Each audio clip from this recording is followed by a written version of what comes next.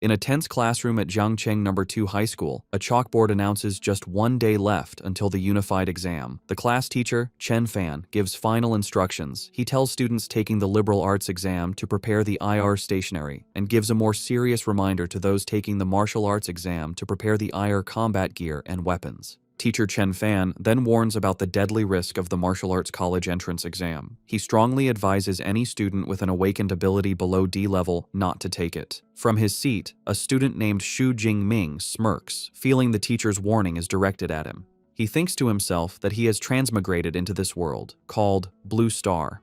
It is technologically similar to his old one, but it is also inhabited by ferocious, bloodthirsty beasts. To counter this, some humans have awakened superpowers. In this world, people can awaken various abilities at age 16, which are rated on a scale from F to S. However, the majority of people only awaken skills between F and D.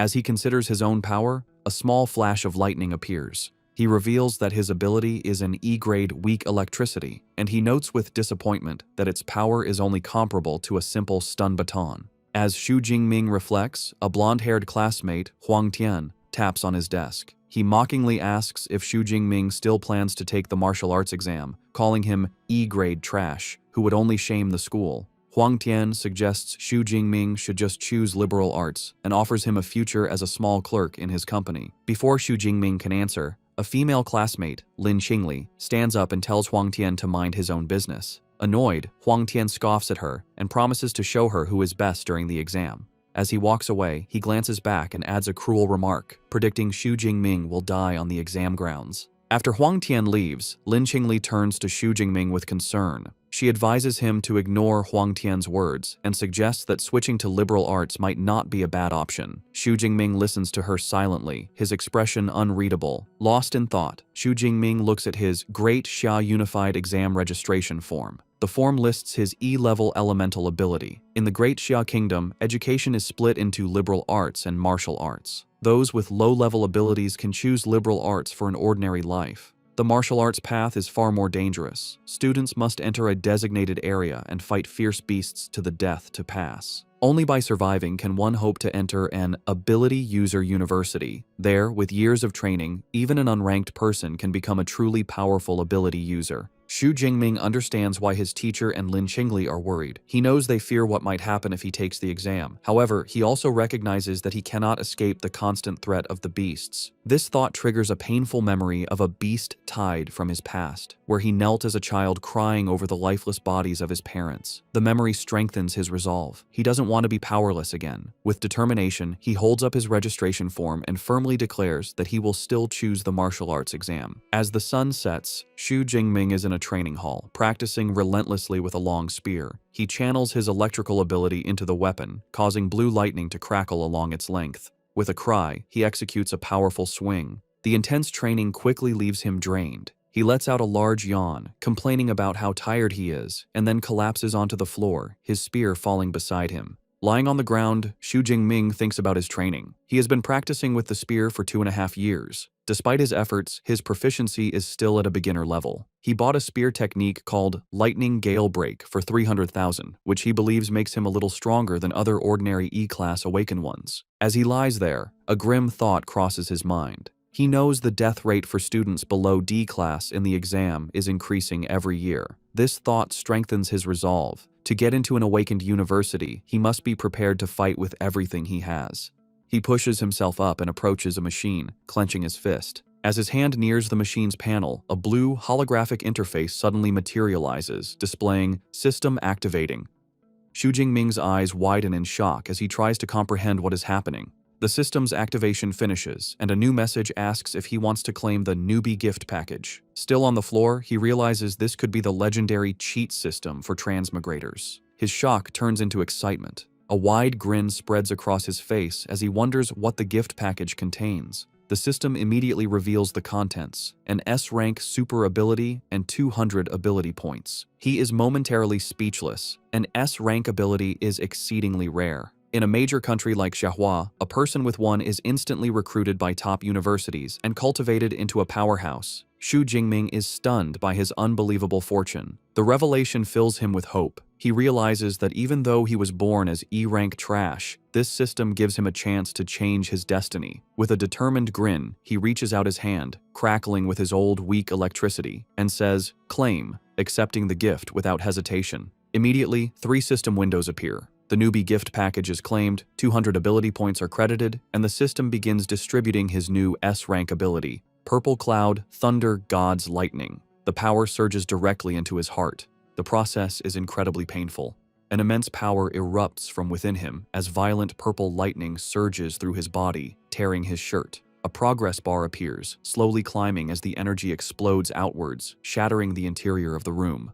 The blast is so powerful it blows out the apartment window. The commotion is noticed on the street below. A woman points up at the strange energy, and her child asks what is happening. A young man frantically makes a phone call, urging someone to call the fire department for the Xu family's child. Inside, Xu Jingming writhes in agony as the integration continues past 50%. On the streets, people look up as the sky turns dark and ominous. Above the apartment, a colossal dragon formed of crackling blue lightning materializes. The event attracts powerful individuals. A man in a high-rise wonders if a powerful beast is invading. Elsewhere, a military commander orders Jiang Cheng's 3rd Legion to high alert. Back at the apartment, the lightning dragon swirls in the sky before diving back down, funneling its immense energy into Xu Jingming's body. Xu Jingming lets out a final scream as the system's progress bar jumps to 100%. The light and pain fade, replaced by a simple message: ability transformation complete. The overwhelming energy subsides, leaving Xu Jingming in his devastated training room. He slowly clenches his fist, feeling the immense power he now commands. Potent blue and purple electricity crackles around his hand. A confident grin spreads across his face. He recognizes this S-rank ability is on a completely different level. He thinks his old ability was like an electric baton, but this new power feels strong enough to shatter a person with one strike. His excitement is lessened as he sees the destruction. The windows are shattered and the walls are cracked. He thinks the commotion was a bit too large and feels relieved he managed to control some of the energy. He then remembers the other part of his reward, 200 ability points. He wonders aloud what they are for as he touches the system interface. The system explains that ability points are obtained by killing fierce beasts and can be used to increase his levels and skills. A mischievous grin returns to his face. He expresses his delight at the simple cheat system and tells it to open the system panel. A detailed status screen appears, displaying his new profile, his name, his level as an unranked awakened, his new S-rank ability, Purple Heaven Divine Thunder, and his 200 available ability points. With the unified exam just 1 day away, Xu Jingming's eyes glow. He knows he must use these 200 points wisely to maximize his combat power. Lightning crackles around his hand as he tells the system to allocate the points for him. Xu Jingming decides to use his points logically, reasoning that all abilities come from the human body and spirit. He chooses to strengthen these 2 attributes first. As the system processes the points, his stats for physique and spirit quickly increase. A surge of dark purple energy erupts and swirls around him. He looks slightly dazed, marveling at the feeling of his vital energy and thoughts being enhanced. Clenching his fist, he feels the new power inside him. He throws a test punch, and a vortex of blue and purple lightning explodes from his fist, a display of power far beyond what he could do before. He looks at his hand, surrounded by crackling energy, and understands that by raising his basic attributes, his control over his combat skills and powers will also be stronger. The system panel confirms the upgrade, showing his physique is now 141 and his spirit is 160. It explains that each ability point was equal to 0.2 units of vital energy, or spirit energy. A confident grin spreads across his face. He believes that with his current strength, getting into an Awakener university will be easy, but he wonders how he now compares to the other 700,000 candidates in the province, especially the geniuses trained since childhood.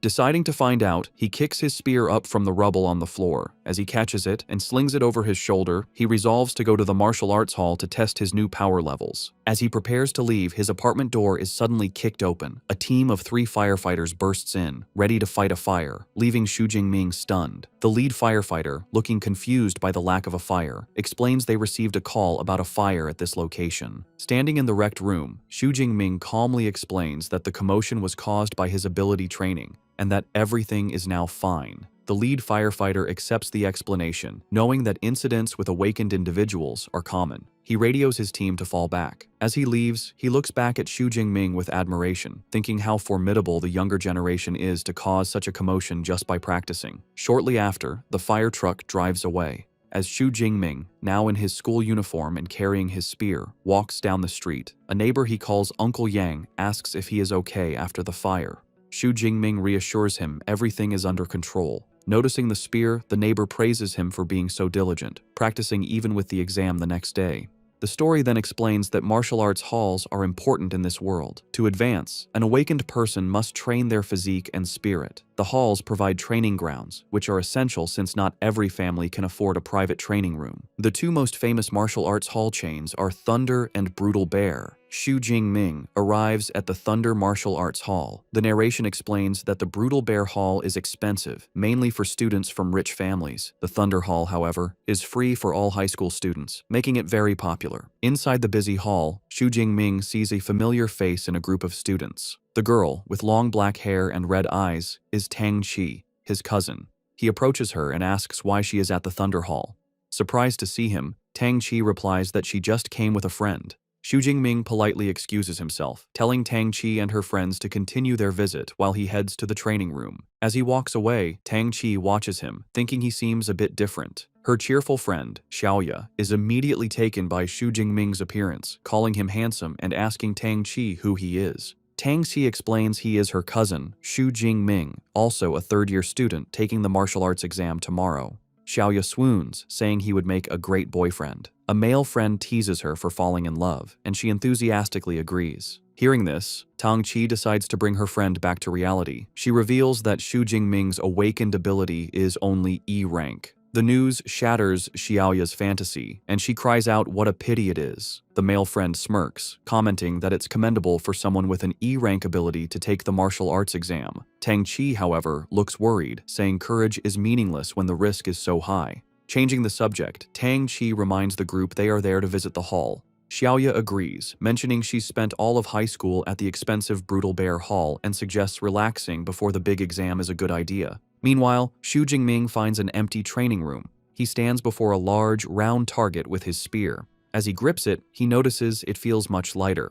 He realizes the spear hasn't changed. His own body has become much stronger. He considers that this old weapon might not be suitable anymore, but with the exam tomorrow, there's no time to find a new one. He decides to first test his peak physical strength without his lightning ability. He takes a deep breath, tightens his grip, and thrusts the spear forward. The weapon slams into the center of the target with incredible force. The strike leaves a spiderweb of cracks in the advanced training target. A digital display above it flashes the number 321. The room's equipment is made from a special memory metal, allowing it to automatically repair itself. Xu Jingming is astonished. His pure physical strength has doubled. He knows the strongest output for a normal, unranked awakened is only around 100 calories, making his base strength exceptional. Satisfied, he decides to try his new S-rank ability. His eyes glow blue as he prepares to channel the Purple Heaven's Divine Thunder. Arcs of purple and blue lightning crackle around his body. With a powerful leap, he brings his spear down on the target, creating a massive explosion of electrical energy. He looks up at the new reading, an incredible 3,021 calories. Xu Jingming is thrilled by how powerful his S-rank ability is. The standard for a first-tier awakened is only 1,000 calories. The fact that he, still unranked, can unleash an attack comparable to a mid-tier first-tier awakened shows his new potential. But he isn't done. With lightning still crackling around him, he declares that this is not his limit. He decides to use his true killer move, a technique stacking his enhanced strength, his ability, and his combat skills into one strike. He channels all his energy into the spear, which becomes covered in intense purple lightning. He swings the spear in a wide arc. As the spearhead nears the target, the lightning condenses into a single, bright sphere of power. With a fierce cry of "break," he unleashes the attack. The spear connects, resulting in a massive explosion of purple energy that completely engulfs the target. The force of the attack sends a shockwave through the entire martial arts hall. In the main stadium, students are shaken, with one crying out, wondering if it was an earthquake. On the training room floor, Tang Qi, Xiaoya, and their friends are thrown off balance. The male friend recognizes the powerful energy fluctuations, stating they are on the level of a true awakener. They wonder if a new Awakener-level high school student has just appeared since all the known ones train at the other hall. Driven by curiosity, Tang-Chi says they should go see. The group follows the trail of energy down the corridor. As they turn a corner, they come face to face with Xu Jingming, who is leaving the area with his spearhead now wrapped in a cloth. Tang-Chi calls out to him, surprised to see him there. Xu Jingming calmly says he is heading home to prepare for the exam, giving no hint of the power he just used. His friend wishes him luck but dismissively tells the group to forget him, pointing to the training room Xu Jingming just left, saying the energy came from there. The group approaches the door. Peeking inside, they see a scene of total devastation. The advanced memory metal target has been completely destroyed, and the reinforced wall behind it is a massive crater of rubble. The entire room is a wreck. Tang-Chi, Xiaoya, and the others can only stare in pure shock, unable to comprehend the level of destructive power that was just unleashed in a high school training room. Staring at the destruction, Xiaoya exclaims that even the advanced memory metal was blasted through, which would require an incredibly intense attack. She wonders if any high school student in their city of Jiangcheng is actually that powerful. The brown-haired male friend dismisses the idea. Touching the crater's edge, he says the residual energy feels too violent for a high school student. He theorizes it was a powerful second-order ability user who mistakenly entered the student-level floor. Another friend agrees, adding that even a genius from the provincial capital couldn't do this, making it impossible for such a person to be in their small city. Xiaoya, however, suggests a different theory. She points out that the only person they saw nearby was Xu Jingming and excitedly suggests he might be a hidden super genius. Her friends ridicule the idea, with one asking if she's been reading too many novels. The other points out that Xu Jingming is a known E-class user who would be lucky to have an attack strength of 300. Her friend offers a more logical explanation, suggesting the powerful user simply left through the other corridor. He then turns to Tang-Chi, who has been silent, and asks for her opinion. Tang-Chi simply answers, "Maybe," stepping forward to inspect the damage. As she runs her hand along the shattered wall, she notices the impact marks look like they were left by a long spear. The image of her cousin with his spear flashes in her mind. A deep suspicion forms, and she silently wonders if Xu Jingming taking the martial arts exam is really him overestimating his abilities. The next day is clear and bright, the day of the martial arts exam. Dozens of buses arrive at a massive, fortified venue, dropping off students armed with various weapons. Among them is Xu Jingming, walking with a calm and confident stride, his spear on his shoulder. The students gather by a tall fence, looking into the exam grounds with a mix of awe and terror. One student complains nervously, recalling that past exams had much weaker beasts. The consensus is that this year's exam will be incredibly difficult. As the students share their fears, an arrogant voice cuts through the crowd. A long-haired young man with a large sword scoffs at their cowardice. He declares that anyone who can't deal with a unicorn rhinoceros is useless, leaving the other students speechless. Nearby, Xu Jingming's best friend, Liu Ji, asks who the arrogant guy is. Xu Jingming identifies him as Zhou Mingyang. Liu Ji explains that Zhou Mingyang is a well-known genius with a B-class ability who has already advanced to become a first-order ability user, a rare feat for a high school student. Xu Jingming looks at the prodigy with a confident smile and a competitive glint in his eye, silently wondering who is stronger. Suddenly, a loud voice calls for the candidate's attention. A stern-looking man with a scar, dressed in a military-style uniform, introduces himself as Wang Haiyang, the chief commander of the exam. He says that before the exam begins, he will review the important precautions. Standing on a military vehicle, Commander Wang Haiyang announces the exam will last 12 hours, from 9 a.m. to 9 p.m. He gestures to the vast, ruined town that serves as the exam venue. He explains that it is divided into 4 zones: outer, central, inner, and core.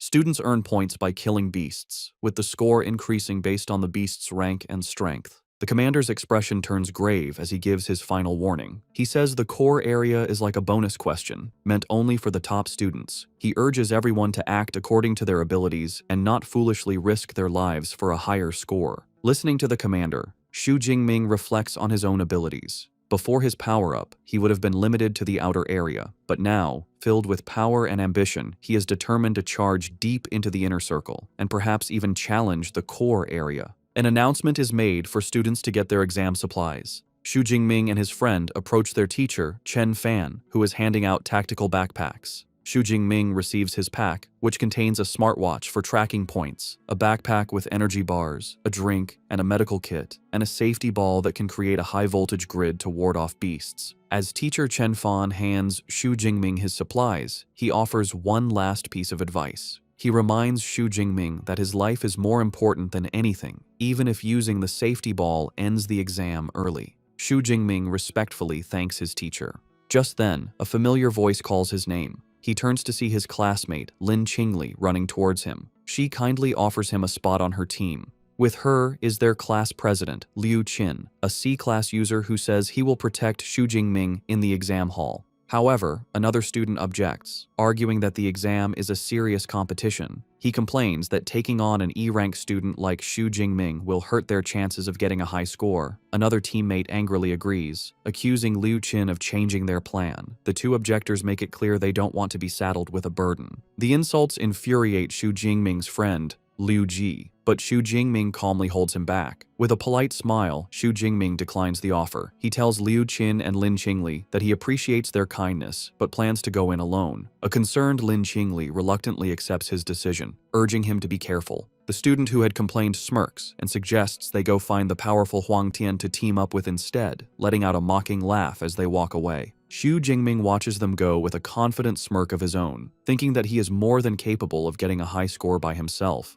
An announcement rings out, declaring the official start of the exam. A fleet of drones swarms into the sky, ready to live broadcast the event. The massive gates open, and a flood of students charges into the ruined city, shouting their goals. Among the crowd are Tang Qi and her friends, a determined-looking girl with a large sword, and the top contender, Zhou Mingyang, who uses his wind ability to leap ahead of the pack. In contrast, Xu Jingming remains calm. He takes a single step, then breaks into a steady run, his spear in hand, thinking that the exam has finally arrived and he is ready. As he runs, he taps his smartwatch. A holographic screen confirms his identity and displays the real-time rankings. The top 3 spots are already filled, with Zhou Mingyang in first place with 7 points, followed by 2 other students. Xu Jingming looks at the leaderboard with a confident smirk. He notes that Zhou Mingyang has already started killing beasts, but the early lead only fuels his own competitive spirit. While others fight in the outer sections, Xu Jingming decides on a bolder strategy. He resolves to waste no time and head straight for the high-risk, high-reward core area. As he moves deeper into the ruined city, he suddenly stops.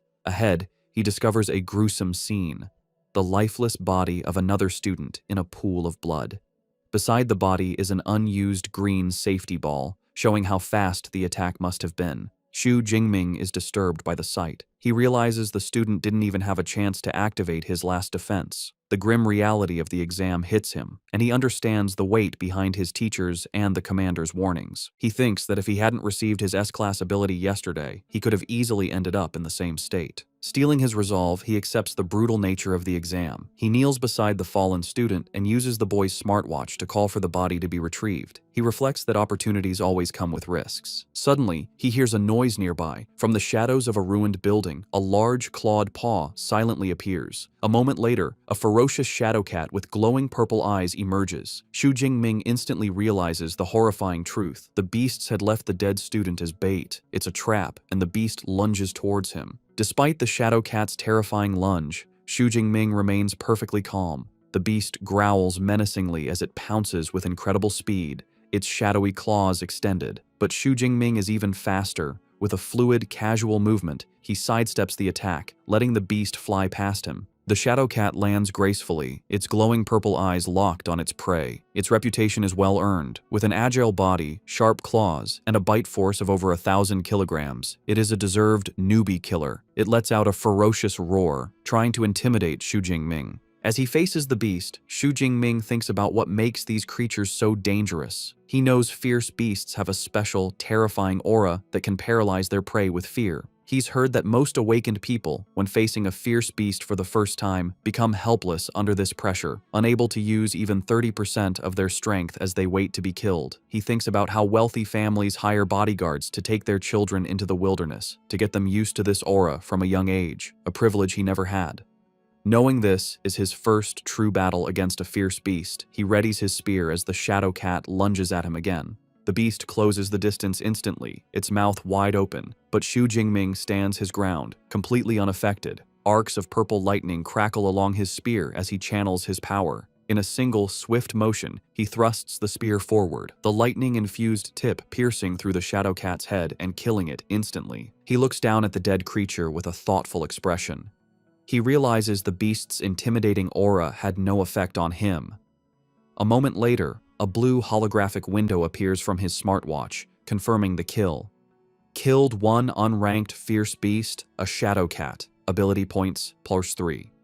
A note explains that fierce beasts are ranked from 1 to 9, and those below rank 1 are unranked, corresponding to unranked human awakened people. Xu Jingming looks at the map of the venue on his watch. He considers that killing beasts grants him ability points, but he seems unimpressed by the small reward, thinking that unranked beasts give far too few points. Realizing he is unaffected by the intimidating aura of fierce beasts, Xu Jingming concludes there is little point wasting time in the outer area. He resolves to get to the more dangerous central area as quickly as possible. He begins his journey deeper into the exam venue, cutting a bloody path through the unranked beasts. He effortlessly kills shadow cats, iron-furred pigs, and wolf-like creatures, gaining a steady 3 to 5 ability points with each kill. However, he identifies a flaw in his approach. While he has gained ability points, he recognizes that he lacks actual combat experience. His new S-rank ability is so overwhelmingly powerful that it kills unranked beasts instantly, preventing him from honing his fighting skills. He also considers the high energy cost of his new power. He knows higher-ranked abilities consume more energy. Unlike his old E-rank ability that could last for hours, he can't maintain his S-rank power at full strength for even an hour. With the exam lasting 12 hours, he understands he cannot waste energy before reaching the core area. He decides on a new strategy. He will kill fierce beasts using only his spear technique to gain experience and conserve power. Just as he makes this decision, a new, much larger threat appears, a formidable bipedal unicorn rhinoceros. The massive beast roars and charges, tossing a wrecked car aside with its immense strength. Instead of retreating, Xu Jingming stands his ground and faces the charge head-on. The powerful impact of the rhino's horn sends him flying backward. With incredible agility, Xu Jingming uses the momentum to flip himself in mid-air, positioning himself directly above the beast. Before the rhino can react, he dives down, landing on its back and plunging his spear deep into its skull with a single, precise strike. The massive beast collapses, defeated. Breathing slightly, Xu Jingming is surprised by how much faster his killing speed has become, noting that even a powerful beast like the rhinoceros wasn't much of a challenge. A thought strikes him, and he wonders if his spear technique broke through to a higher level without him realizing it. He summons his system panel, which confirms his suspicion. His spear technique has leveled up to the intermediate stage, and his ability points have risen to 256.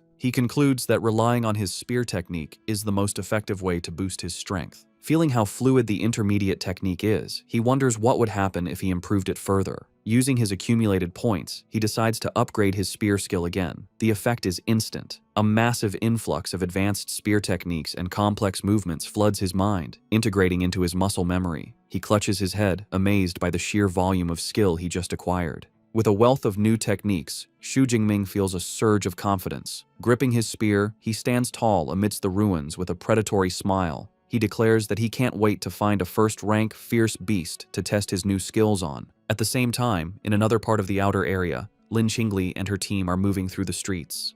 Suddenly, Lin Qingli stops, puzzled. In the distance, she thought she saw a familiar silhouette. She voices her thought, saying she thinks she just saw Xu Jingming. One of her teammates dismisses the idea, asking if she's seeing things. He argues it couldn't be Xu Jingming, as it would be suicide for someone with his E-rank strength to be this deep into the exam zone. Lin Qingli is filled with doubt, but can't shake the feeling that she saw her classmate. She begins to worry about him. Her thoughts are interrupted when another teammate calls them over. The group rushes to find him standing before the massive, freshly killed corpse of the unicorn rhinoceros. They see that the blood on its wounds isn't dry, meaning it was killed just minutes ago. They examine the fatal injury, a clean, penetrating wound to the head made by a long-handled weapon. One of them exclaims that it's a spear wound. The pieces click together in Lin Qingli's mind. The spear wound, the timing, and the silhouette all point to one conclusion. She wonders aloud if the person she saw could really have been Xu Jingming. The skeptical teammate scoffs at the suggestion, arguing that a unicorn rhinoceros is a beast that only a C-rank awakened person could defeat alone. To settle the argument, another teammate suggests they check the score rankings. Without hesitation, Lin Qingli activates the leaderboard on her smartwatch. As the rankings appear, her eyes widen in shock. There, in 46th place with 256 points, is Xu Jingming, Zhangcheng Second High School. She exclaims that it really is him. Her teammates are speechless, their faces showing pure disbelief. They refuse to accept that the E-rank student they look down on is now in the top 50, speculating it must be someone with the same name. They are left questioning everything, unable to comprehend the situation. Meanwhile, far from the battlefield, officials and VIPs watch the exam on large screens. One spectator comments on the predictable strength of the first high school, which dominates the top 10 ranks. They single out Zhou Mingyang, ranked first with 412 points, who seems to have secured the title of Jiangcheng's top student. Another official wonders if he can become a provincial top 100 student, a feat no one from their city has achieved in years. Among the officials is Zhang Wenshan, the director of the Jiangcheng Education Bureau. With a self-satisfied smile, he agrees that Zhou Mingyang is their city's ace and expresses confidence that he will break into the provincial top 100. He then turns to the principals of the first and third high schools, praising their institutions. The principals humbly thank the director. While praising the top schools, Director Zhang Wenshan turns to the principal of the second high school, Zhao Yao. He condescendingly tells him that his school needs to work harder, noting their best student is only ranked 18th. The principal sweats nervously, bowing and stammering his agreement. Principal Zhao Yao is inwardly fuming. He knows that among the top 50 students, only 8 are from his school. He mentally lists his top students, including Xu Jingming, urging them to get their act together. A moment later, he pauses. The name Xu Jingming doesn't sound familiar. He wonders aloud who this student is and why he's never seen the name before. He turns to the teacher beside him, who is Chen Fan, and asks about Xu Jingming. Upon hearing that his supposedly weakest student is in the top 50, teacher Chen Fan has a jaw-dropping reaction of pure shock. He takes a moment to compose himself, wiping sweat from his brow. He recalls that Xu Jingming is an E-rank awakened and wonders if the boy had been hiding his true strength, but he dismisses the thought as impossible. He looks up at the monitors in frustration, realizing that since only the top 10 students have dedicated camera feeds, there is no way for him to see how Xu Jingming is accumulating so many points. Meanwhile, back in the exam venue, Xu Jingming has pushed through the outer area and arrived at the central area, a zone with a much higher danger level. He walks calmly through the streets, crushing a bottle underfoot. Taking a moment to eat an energy bar, he observes that the number of fierce beasts has decreased. He knows this is because ranked beasts have developed intelligence and a sense of territory, making them more difficult opponents. Suddenly, his sharp senses pick something up. His eyes narrow as he announces that his target has arrived. An instant later, a powerful striped beast bursts through a pile of wrecked cars. The creature is a first-rank fierce beast, an arm-blade tiger named for the sharp blade-like bones on its forelimbs. Xu Jingming stands his ground, unfazed. He remarks on his good luck, pleased to have encountered a first-rank beast so soon. With a confident and eager expression, he readies his spear, declaring that this powerful opponent is the perfect test for his newly upgraded spear technique. The arm-blade tiger lets out a ferocious roar and lunges, its powerful claws ready to attack.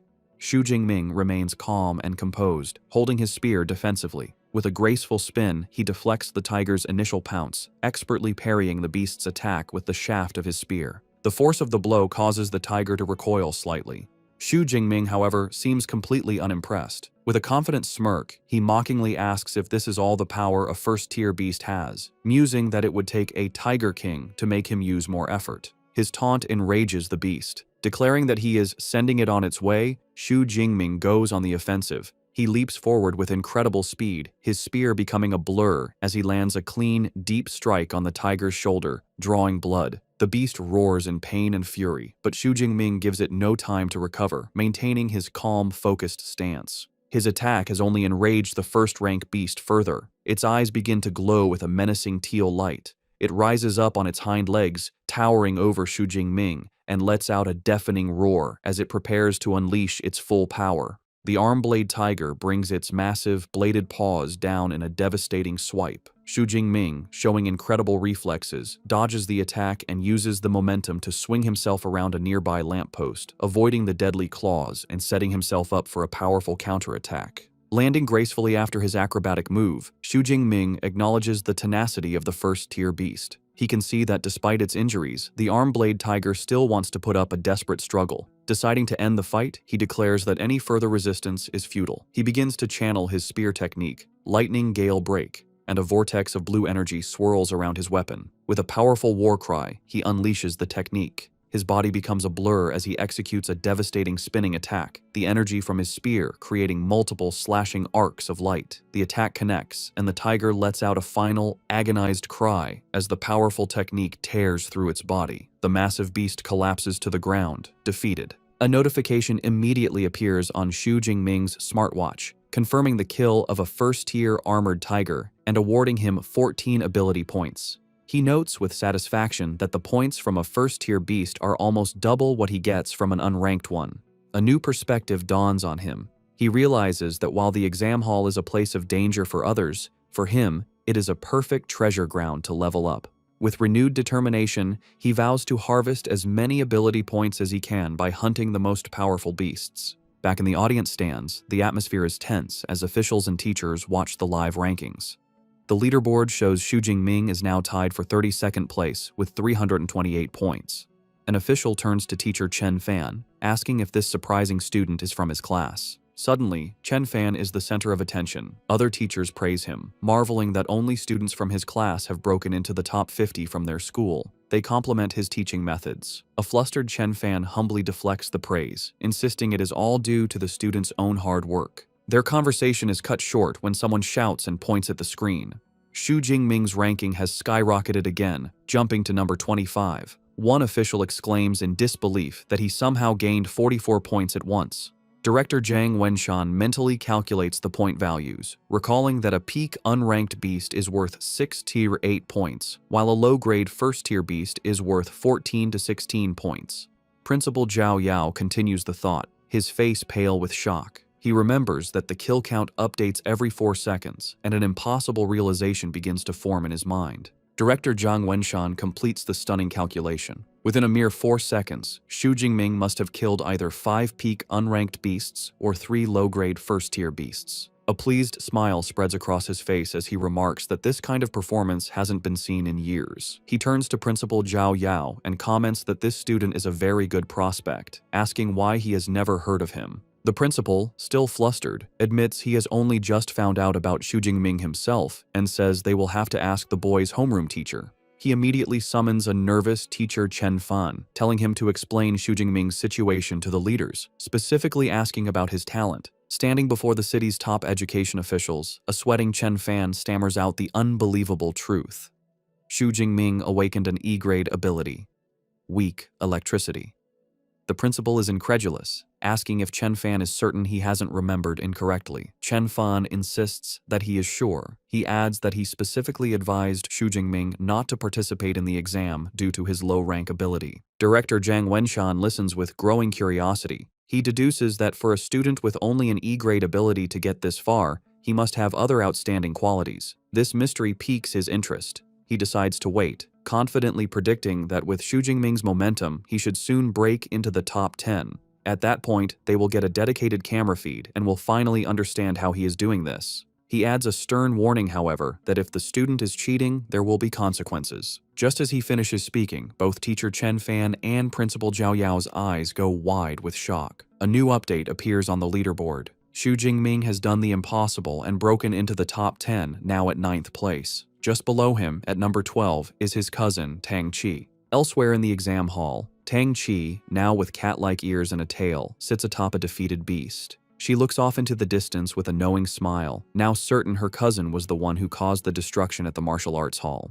The top-ranked student, Zhou Mingyang, also notices the new name on the leaderboard. He notes with some surprise that, with 6 hours still left, a new face has squeezed into the top 10. He thinks to himself that he has never heard of Xu Jingming before. Because he is in the top 10, a dedicated camera drone is sent to follow Xu Jingming. The feed shows him effortlessly killing another first-tier beast with his spear. As the beast falls, a notification awards him another 14 points. He comments to himself that the efficiency of killing beasts is much higher in the central area. He then notices the drone and realizes he must have entered the top 10. Standing over his latest kill, Xu Jingming reflects on the nature of the exam. He understands it's a test of strength and potential, where better results lead to greater recognition. With this in mind, he decides he has no reason to hide his true power, declaring that breaking into the top 10 is just the beginning. Before challenging the core area, he decides to improve his strength again. He checks his system panel, which shows his spear technique is now at the advanced level, and he has 312 ability points.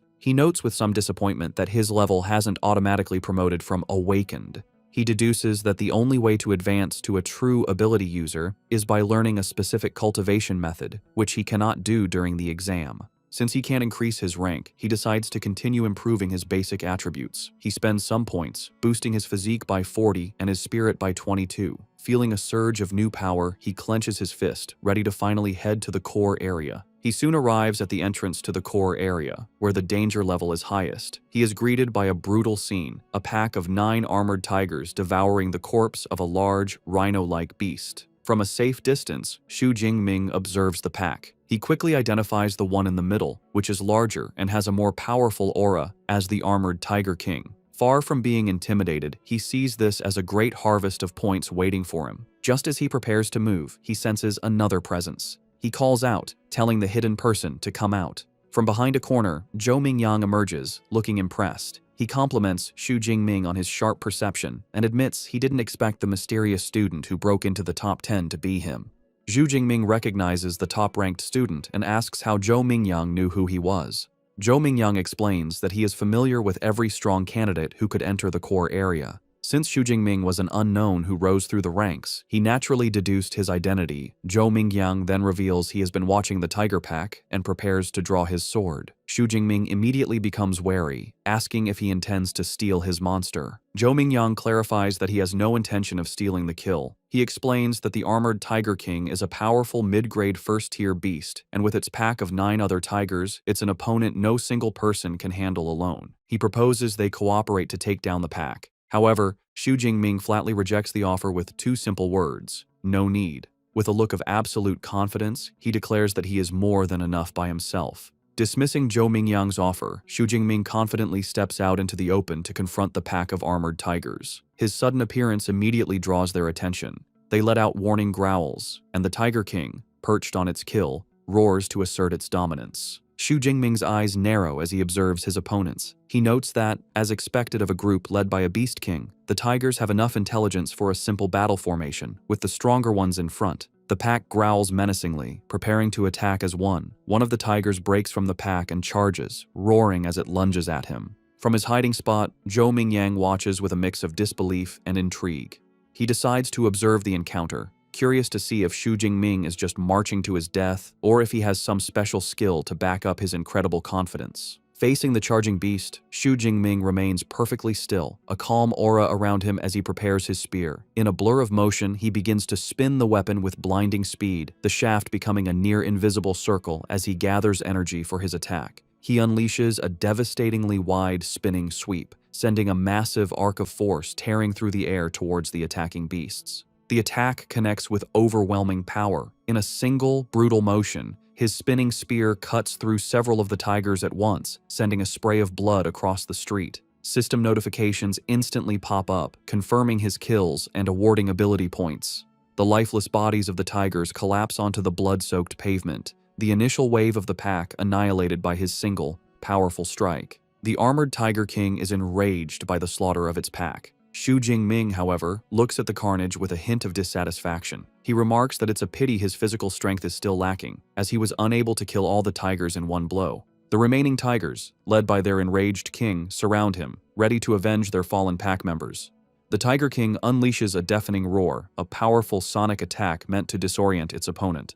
The force of the roar is so immense that it shatters the windows of nearby buildings, creating a rain of glass. Even Zhou Mingyang, watching from a safe distance, is affected by the sonic blast, clutching his head in pain. Xu Jingming, however, stands firm amidst the shattering glass, completely unfazed. He recognizes the Tiger King's attempt to intimidate him. With a defiant look, he declares that while the beast might scare others, it can't scare him. As the remaining tigers lunge at him from all sides, Xu Jingming meets their charge with fluid grace and deadly precision.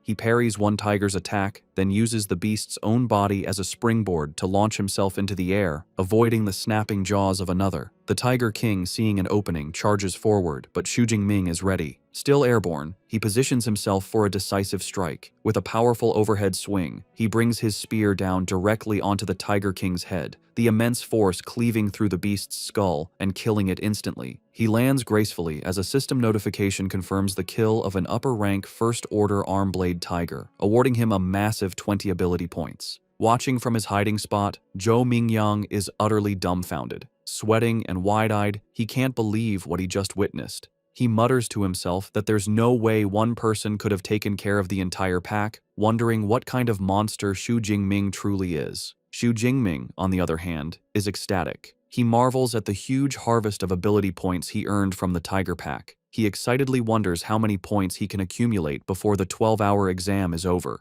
Knowing that more points mean more power, he decides to hurry and find the next group of beasts to hunt. Before he can leave, Zhou Mingyang runs out from his hiding spot, demanding to know how Xu Jingming managed to crush the tigers with just a long spear. He asks if his ability is a reinforcement type, which would explain his incredible physical prowess. Without stopping, Xu Jingming simply leaps away, calling back that he is a lightning type. Zhou Mingyang is left fuming, not believing the answer. He clenches his fist in frustration, thinking Xu Jingming is being dismissive. A moment later, he realizes that with so many new kills, Xu Jingming's score is likely to catch up to his. He quickly checks the leaderboard on his smartwatch. To his absolute horror, he sees that Xu Jingming has not just caught up, but completely surpassed him. The leaderboard now shows Xu Jingming in first place with 1,122 points, while he has been pushed down to second with 985. The realization leaves him screaming in frustration. Back in the audience stands, the officials are erupting with excitement. Director Zhang Wenshan stands up and declares that Xu Jingming's high-level spearmanship confirms he is a genuine genius.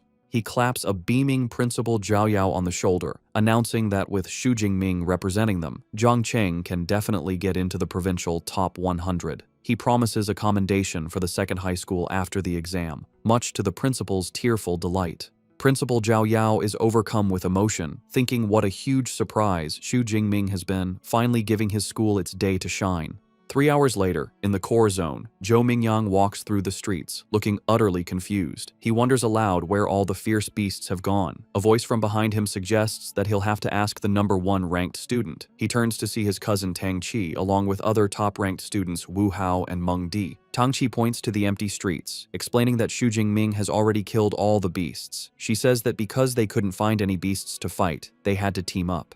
Zhou Mingyang is left stunned, finding it impossible to believe one person could have cleared out the entire core zone. Tangqi tells Zhou Mingyang that she can tell he hasn't been a ranked ability user for very long. To prove her point, she tells him to look at her cousin's current score. She activates her smartwatch, and the leaderboard appears. Zhou Mingyang's eyes go wide in disbelief as he sees the astronomical number next to Xu Jingming's name. 35 points, more than triple his own score. He can only stammer in shock. Tang Qi calmly explains the math. Subtracting the roughly 700 points Xu Jingming got in the central zone, he still earned over 2,500 points, meaning he must have single-handedly killed almost 200 fierce beasts in the core zone alone. A bead of sweat rolls down Zhou Mingyang's face as he realizes the truth. It wasn't that Xu Jingming was afraid of someone stealing his kills. He had planned to monopolize the entire core zone from the beginning. Wu Hao explains their current situation. With only a few hours left, the remaining top students have formed a team. Their plan is to brave the innermost core zone, a place they know is filled with upper-rank beasts and even a second-order beast king. He acknowledges that going in alone would be a death wish. Meng Di then formally invites Zhou Mingyang to join their team. With no other option, he agrees, shouting, "Count me in." The scene shifts to a quiet, moonlit rooftop. Xu Jingming sits alone atop a massive pile of slain beast corpses, his spear planted beside him. His supplies are completely exhausted, and he knows the exam is nearing its end. But his hunt for power is not over. He decides he must go deeper to get more ability points. Knowing the innermost core zone holds second-order fierce beasts, he resolves to strengthen his power one last time. He pulls up his system panel, revealing he has accumulated a staggering 2413 ability points. With a mischievous grin, he decides to put his points into an upgrade. After channeling the new power, he stands over the corpse of a massive bear-like creature, letting out a breath of relief. He feels confident that with this final boost, he should be able to handle this year's combat exam finale. As the other top students sprint towards the final area, their final sprint begins. Deep within the innermost zone, a terrifying new beast emerges from the ruins. A massive, white-furred, wolf-like creature with glowing red eyes and dangerous red crystals on its back. As the final challenge appears, Xu Jingming arrives on the scene, calm and ready. He holds his spear, a confident look on his face as he wonders what kind of second-order fierce beast the exam has arranged for him this year. Just as Xu Jingming arrives for the final challenge, the team of top-ranked students also reaches the innermost core zone. They immediately identify the massive, crystal-backed creature as a bloodthirsty savage bear. The beast shows its incredible power by smashing a wrecked car with a single swipe of its paw. The sight fills the team with dread. Zhou Mingyang exclaims that they are in big trouble. Mengdi explains that this rare beast has a hide as tough as E-grade alloy, which even missiles can't pierce. She adds with terror that a single strike from its paw could kill them all instantly. Seeing the overwhelming odds, Tang Qi suggests they abandon the mission. Their situation is even more dire than they thought. They realize the compound is guarded not just by the Beast King, but also by a large pack of high-rank first-level beasts. One of them grimly states that if they enter, they will likely be wiped out by the horde before the savage bear even moves. Faced with the impossible challenge, a team member immediately quits, saying there's no point in getting a high score if you die. Zhou Mingyang tries to stop him, angrily questioning the point of being handsome if he's just going to rush into a horde of beasts to die. The team's morale has completely shattered. Suddenly, Mengdi points towards the compound, shouting for the others to look. They see a lone figure entering the deadly area. Tang Qi's eyes widen as she recognizes him. It's Xu Jingming, fearlessly walking into the heart of the beast horde. As he gracefully leaps into the compound, the others watch in disbelief. Zhou Mingyang complains about the difficult test, while another student panics, crying out that Xu Jingming's entrance has startled the entire horde, which now turns its attention to him. Enraged by the intrusion, the entire horde of fierce beasts charges at him.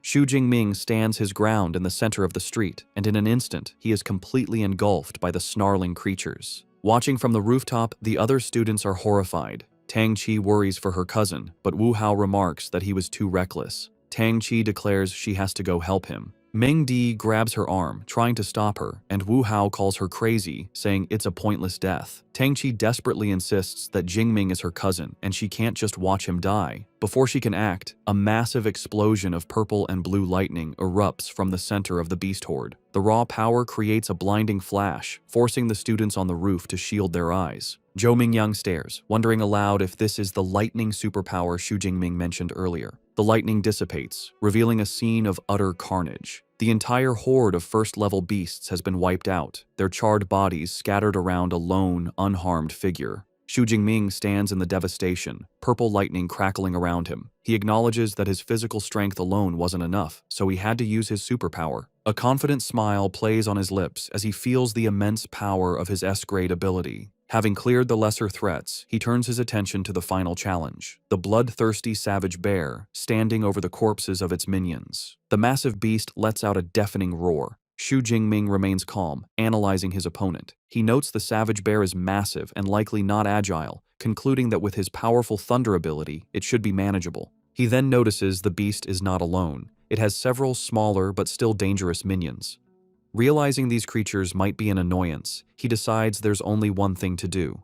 With a look of fierce determination, his eyes glowing, he declares that he will clear the area first. He bursts into motion, his body enhanced by his S-grade lightning ability, moving with blinding speed as he blitzes through the remaining beasts. He effortlessly dispatches a high-rank Shadow Cat, his smartwatch confirming the kill and awarding him 13 points. With a confident grin, he marvels at the enhancement his superpower provides to his physique, but acknowledges he can't maintain the dangerous state for long. Knowing it's enough to clear the minions, he cuts down the last of the lesser beasts with a powerful sweep of his spear, earning another 15 points for a high-rank unicorn rhino. With the area cleared, the final confrontation begins. The savage bear roars in fury, slamming its massive paws into the ground and creating a shockwave that shatters the pavement. The beast charges, shaking the ground. Xu Jingming, wreathed in his lightning aura, meets the charge head-on. With a powerful leap, he dodges the charge and swings his spear in a devastating arc, shattering one of the large red crystals on the beast's back. The battle continues in a blur, with Xu Jingming expertly dodging the bear's attacks and landing precise strikes, shattering more crystals and wounding the beast. His smartwatch continuously updates with points as he dismantles the Beast King's defenses. The savage bear roars, enraged as it watches its minions fall. Xu Jingming, wreathed in lightning, taunts the beast, asking if it's getting angry. He promises to deal with it after taking care of the last minion. As he charges the final rhino, the Bear King watches with cunning intelligence. Just as Xu Jingming is about to strike, the Bear King moves with unexpected speed, smashing its own minion to bits to intercept him. Xu Jingming is surprised, realizing the beast anticipated his move. The Bear King claps its paws together, sacrificing its last minion to create a devastating shockwave that obliterates the ground and nearby cars. The final rhino is torn apart in the explosion. However, the attack fails to harm its target. Xu Jingming, surrounded by his lightning aura, gracefully flips through the air, landing safely and untouched by the explosion. With the battlefield cleared of lesser threats, only the two kings remain. Xu Jingming grins fiercely, his body crackling with power. He declares that with no minions left, it's time to see if the beast's armor-like hide can withstand the force of his thunder. With a powerful thrust, Xu Jingming plunges his lightning-covered spear into the bloodthirsty savage bear's head. The impact creates a huge explosion of purple energy that covers the drone following him, cutting its camera feed. The students on the rooftop are hit by the shockwave, shielding their faces from the blast. In the audience stands, the officials stare in stunned silence at the static-filled screen. Director Zhang Wenshan, shocked, turns to Principal Zhao Yao. He yells, asking if he calls the power they just saw an E-class ability and accusing him of kidding. Another official, also amazed, remarks that Xu Jingming could instantly kill a high-tier rank 1 beast and fight a rank 2 boss, a feat even an A-class user would struggle with. Principal Zhao Yao, sweating and at a loss, can only guess it might be a rare ability mutation.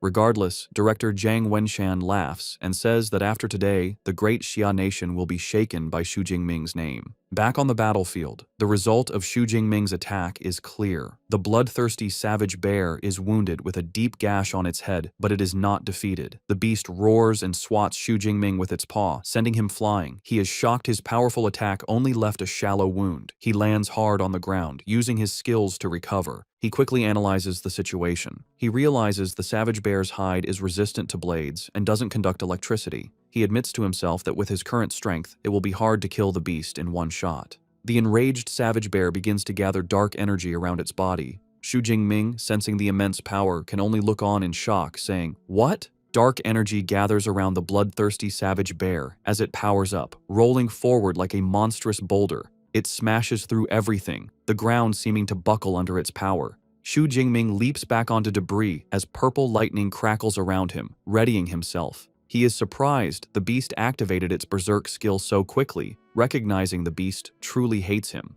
A note explains, berserk is a beast's counter skill, like a human combat technique. The enraged beast, now covered in dark energy, hunches over. It lets out a deafening roar, then charges with greater speed and ferocity. Xu Jingming is impressed, remarking on the astonishing strength of a beast in its berserk state. He knows, however, that the berserk state has a cost. The beast loses its intelligence, acting purely on instinct. He quickly forms a new strategy. He must avoid its attacks and use his superior agility to keep it at a distance. He puts his plan into action, dodging the beast's relentless attacks with incredible speed. He knows he must wait for the perfect chance to temporarily stop it. As the beast lunges, he channels lightning into his spear and thrusts it forward, unleashing a blast of energy that strikes the beast's side. The attack freezes the massive creature for a crucial second, its body shaking from the electric shock. This is the opening he needed. With the beast stunned, Xu Jingming's eyes glow as he prepares his ultimate attack. He raises his hand, gathering a massive amount of purple and blue energy. He calls on the full power of his S-rank ability, shouting, "Nine Heavens Divine Lightning, blast it!"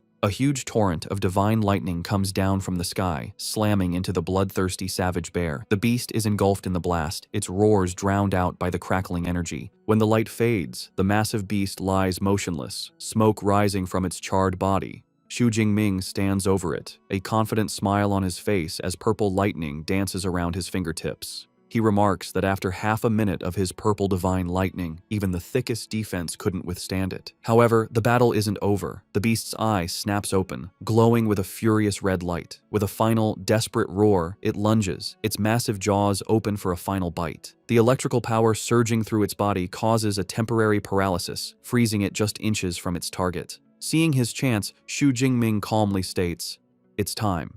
He gathers all his remaining power into his spear, his eyes glowing. He channels his ultimate technique, saying the words, lightning, gale, break.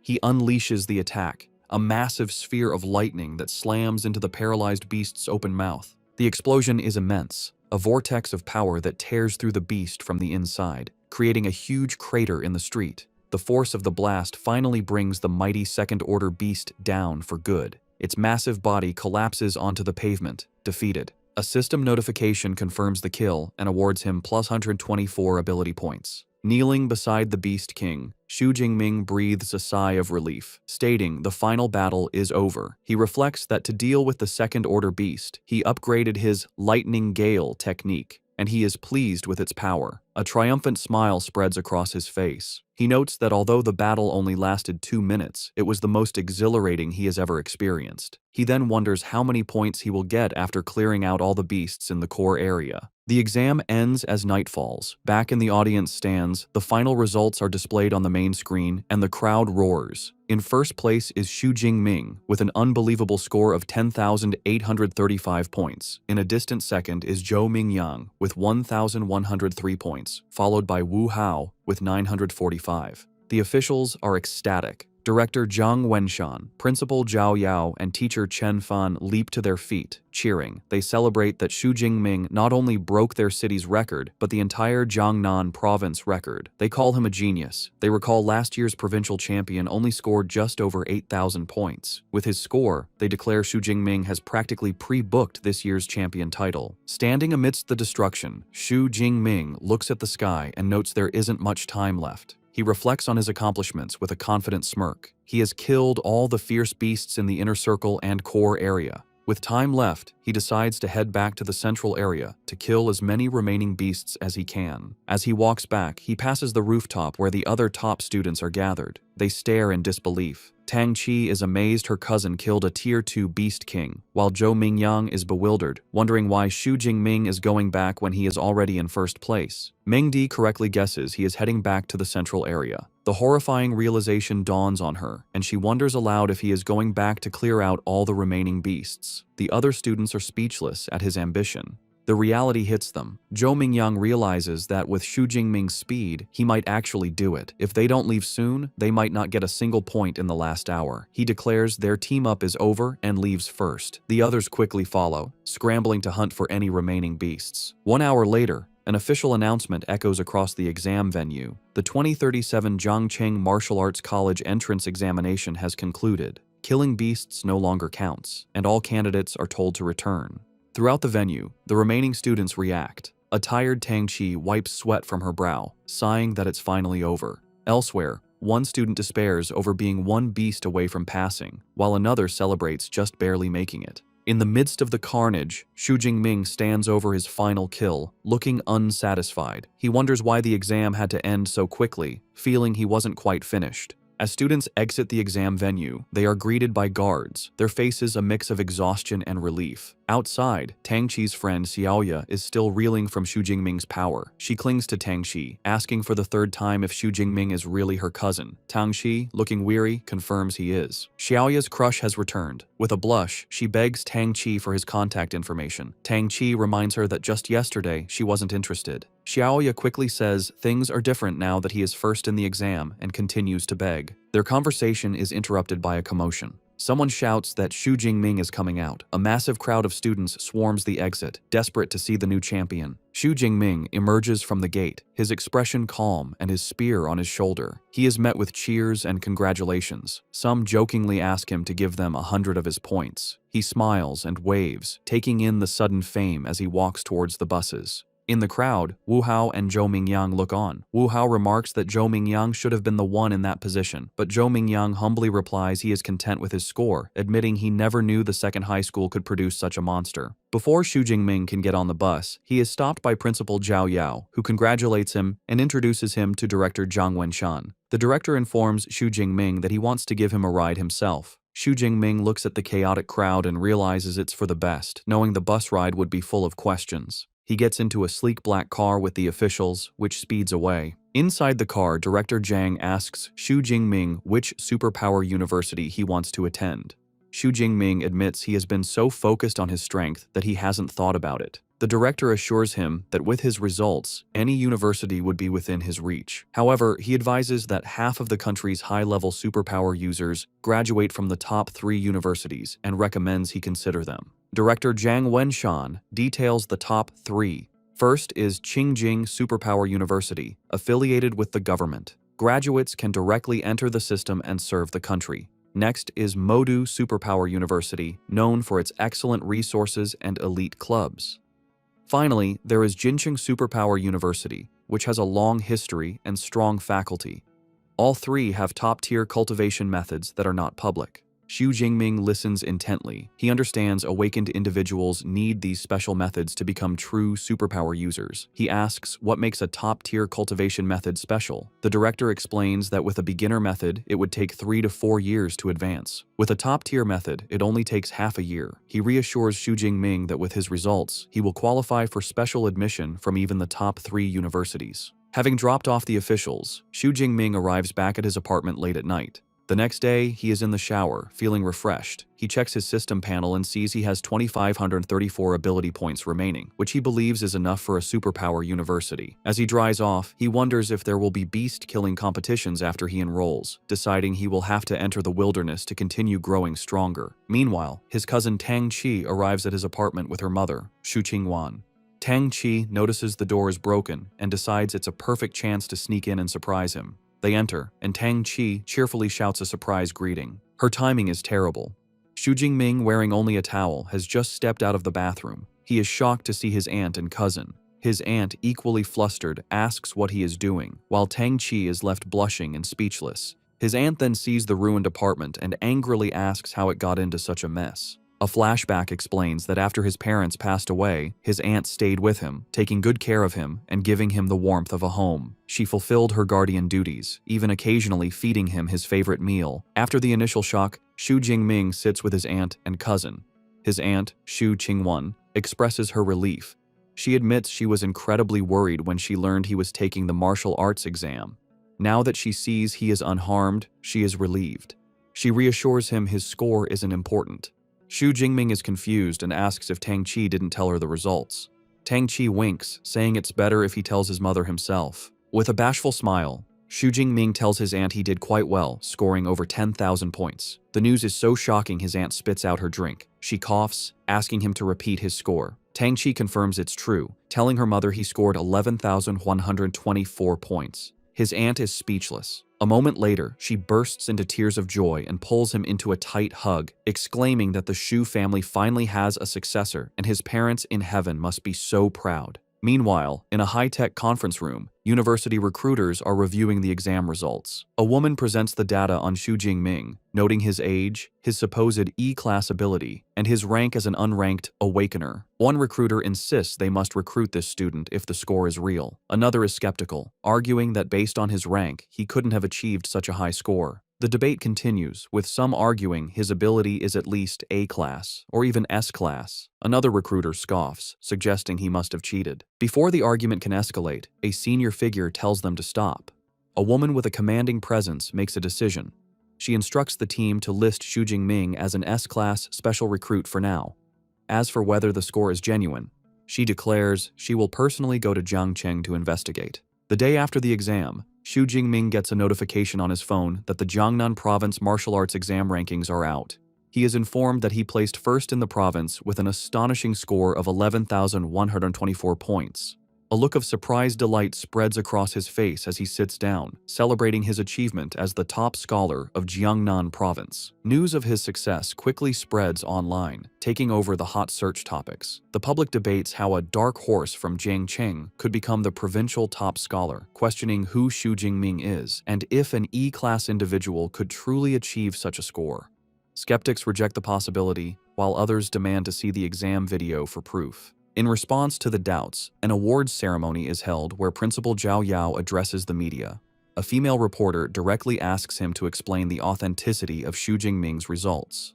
Principal Zhao Yao confidently states that the school's website has uploaded Xu Jingming's exam video, confirming the fairness of the exam. As people watch the video, they are amazed, exclaiming that Xu Jingming pierced a Tier 1 rhinoceros skull with a single shot, showing power stronger than a Tier 1 superhuman. They question how this is possible for someone with an E-class lightning ability. Principal Zhao Yao, beaming, assures everyone the video proves the results are real and praises Xu Jingming as the first student from Jiangcheng to achieve top scholar status. Director Zhao Yao then presents a massive check for 1 million yuan to Xu Jingming, congratulating him. He announces this cash reward, along with superpower training methods, is a gift from the City Education Bureau. Additionally, the city government will provide an equivalent bonus and a luxury villa. Reporters eagerly capture the moment. Meanwhile, a commanding woman with 2 bodyguards stands by a car and remarks that while Jiangcheng released the footage, it doesn't guarantee Xu Jingming didn't use performance-enhancing drugs. She states that the most crucial step is to confirm his superpower level.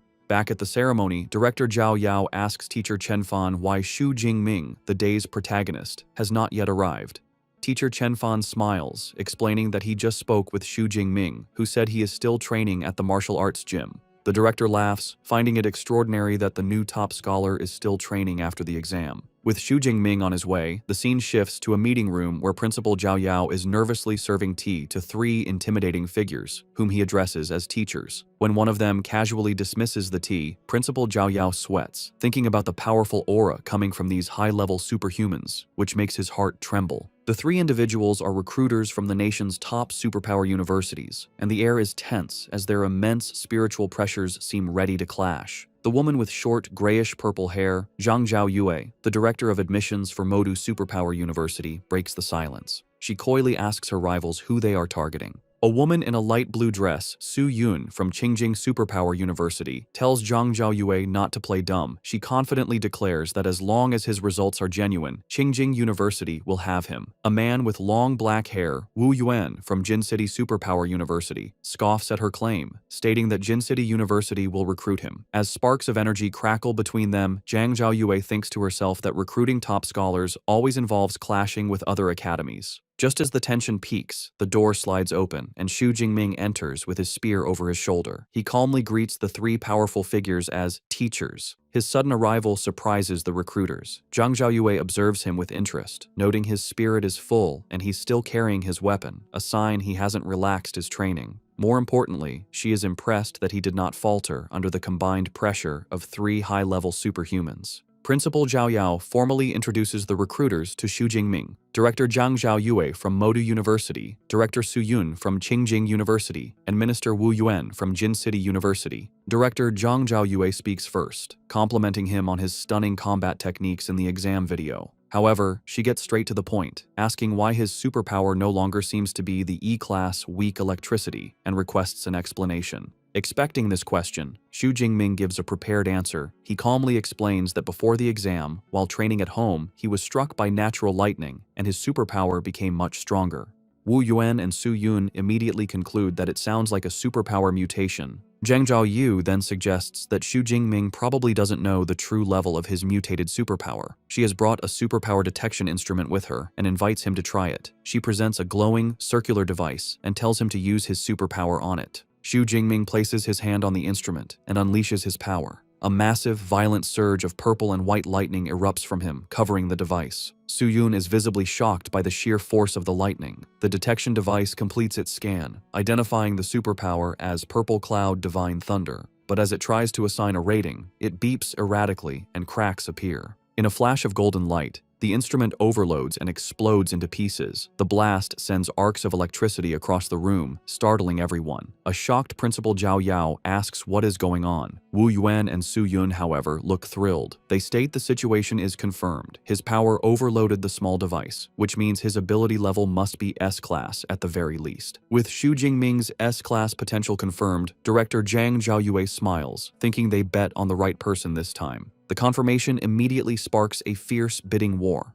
Wu Yuan from Jin City University is the first to make an offer, shouting that his university will give Xu Jingming a 4 million admission bonus, a full set of C-class equipment, and free access to all superpower training methods for all 4 years. Su Yun from Qingjing University scoffs at his offer. She turns to Xu Jingming with a charming smile and presents her own proposal: a 5 million admission bonus, and for 4 years, free access to all of their S-class superpower training methods and combat techniques. Xu Jingming is taken aback by her generous offer. Finally, Zhang Zhaoyue from Modu Superpower University makes her move. She states that Modu doesn't offer cash bonuses or equipment, but can match the other offers on cultivation methods. Then, she reveals her trump card, adding that they will also provide an S-class cultivation resource annually. The mention of an S-class resource leaves both Wu Yuan and Su Yun in complete shock. Unfamiliar with the term, Xu Jingming asks what an S-class cultivation resource is.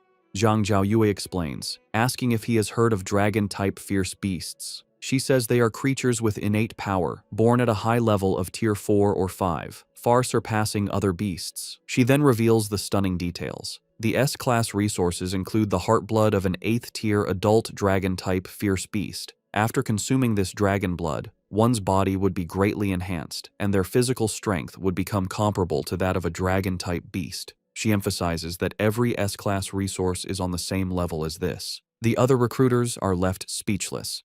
Su Yun admits that even she is tempted, remarking on Modu's wealth.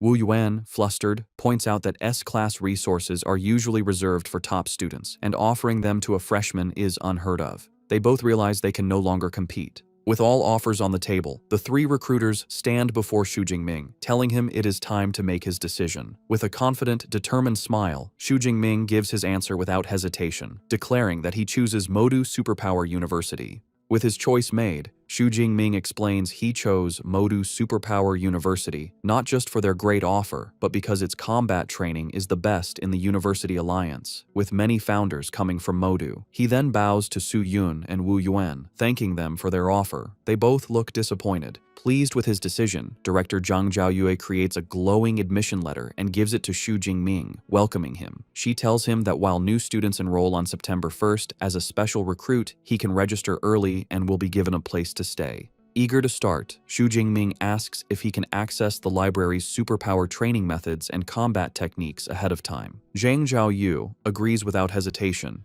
adding that the school can provide him with a private study room. She hands him her contact card, telling him to get in touch when he arrives in Magic City. Holding his admission letter, Xu Jingming looks at the smiling director and says he can't wait to go and register. Sometime later, Xu Jingming stands at a train station with his luggage, looking excited as an announcement calls for passengers of the G91 train to Magic City to begin boarding. At the station, his aunt Xu Qingwan is emotional, wiping away tears as her husband Tang Daolin comforts her. He proudly says that their child has grown up and that when Xiaoming leaves, he is going to soar. As Tang Xi looks on, her father reminds her it is time to start filling out her university choices. He suggests that since her cousin is going to Magic City Superpower University, she should also try to choose a university there. Xu Qingwan agrees, adding it would be good for them to look out for each other. A flustered Tang Qi quietly agrees. On the train, with 6 hours left, Xu Jingming is already studying. He thinks to himself that the most important reward from the exam is the Universal C training method. Like superpowers, training methods also have different ratings: beginner, intermediate, advanced, and top tier. A graph shows that the higher the level of the method, the faster the training speed and the greater the power gained. While on the train, Xu Jingming focuses on studying the Universal C training method. He identifies it as an intermediate level technique and notes that with his spiritual power of 180, it took him half a day to memorize it. He recalls that by following the method, he was able to sense the special energy in the world on his first day of practice. This unlocked a new option on his system panel, showing a plus sign next to his level, meaning he could now advance from an awakened to a superpower user. However, he decides not to level up yet. He remembers the training manual said the higher the level of the training method used for the breakthrough, the greater the benefits. Knowing he will soon have access to top-tier methods at the university, he resolves not to waste this chance by using an intermediate one. Upon arriving in Magic City, Xu Jingming is in awe of the university campus. From the car, he sees the school grounds are several hundred meters wide. He is greeted by Director Zhang Zhaoyue, who pulls up in a red sports car and welcomes him, telling him to get in so she can take him to handle admission procedures. As they drive through the stunning campus, lined with cherry blossom trees, Director Zhang Zhaoyue boasts about its size, explaining it covers 40,000 mu. She adds that even visiting students can't tour the entire campus in one day. Xu Jingming is impressed, remarking that seeing it is better than hearing about it. After a quick registration, Director Zhang Zhaoyue hands him his new student ID, an all-in-one card he can use to access the dorms. As they approach his new accommodation, Xu Jingming thinks about his past life, where he saw dorms from 4-person rooms to 3-bedroom apartments. However, nothing prepared him for what he sees next. He stares in shock at his new dormitory, a magnificent, luxurious villa. Director Zhang Zhaoyue explains that every student at Modu lives in a villa, with the luxury determined by their scores. As the provincial top scorer, Xu Jingming gets the most luxurious model, with an area of over 800 square meters. She informs him the villa is for 2 people, with an upper and lower floor, so he and his future roommate will each have an entire floor. Xu Jingming thinks that having a roommate isn't bad and is better than being alone. He reflects on his life as an orphan and admits he still prefers the warm feeling of a communal 4-person dorm as he follows the director up the steps. Inside the villa, Director Zhang Zhaoyue sits down with Xu Jingming and informs him that she will now explain a few important things about the university. She highlights 2 main points, the credit system and the mentor system. She begins by explaining that at Modu, credits are everything. They are used for all transactions, from buying meals to powerful equipment. She clarifies that 1 credit is roughly equivalent to 10,000 Daxia currency. Director Zhang Zhaoyue explains there are many ways to get credits, one of which is a fixed amount given each year based on a student's rating. As an S-class student, Xu Jingming gets 100 credits for the year. To show him, she summons a small, spherical robot, calling out, "Eva." The device floats and projects a message, confirming Xu Jingming's credit balance is 100. The director introduces the robot as Eva, the AI equipped in every dorm. She explains Eva's main body is the school's central AI, and the dorm units are subunits. However, she notes that even a subunit is a level 4 AI, capable of assisting with daily life. Xu Jingming is stunned, realizing the AI technology on Blue Star is far more advanced than in his previous life. With the first point covered, Director Zhang Zhaoyue moves on to the mentor system. She explains every student can choose a mentor they admire and ask for guidance, though the mentor must agree. Xu Jingming is intrigued, questioning if he can get one-on-one guidance as a freshman. She confirms this, adding that all mentors at the university are high-level, superpowered individuals. Most have their own original combat techniques and training methods, which they do not pass on to outsiders. These secret techniques can only be learned after becoming their official disciple.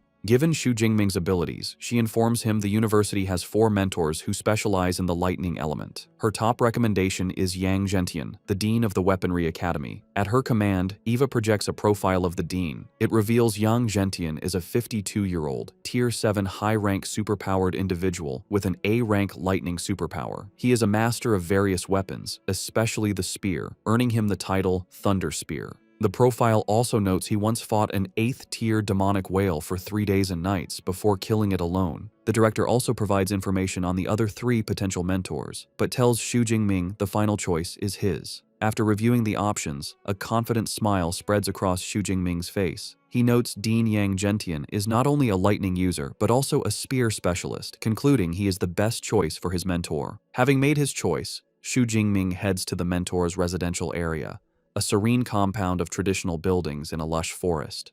As he arrives at the grand gate of Dean Yang Zhentian's residence, he thinks that a mentor's home is far more high class than the student villas. Before he can proceed, a young man with brown hair, leaning against a stone lion, asks if Xu Jingming is also there to seek mentorship. The young man looks surprised when he realizes Xu Jingming is still an awakened, guessing he must be a specially recruited student.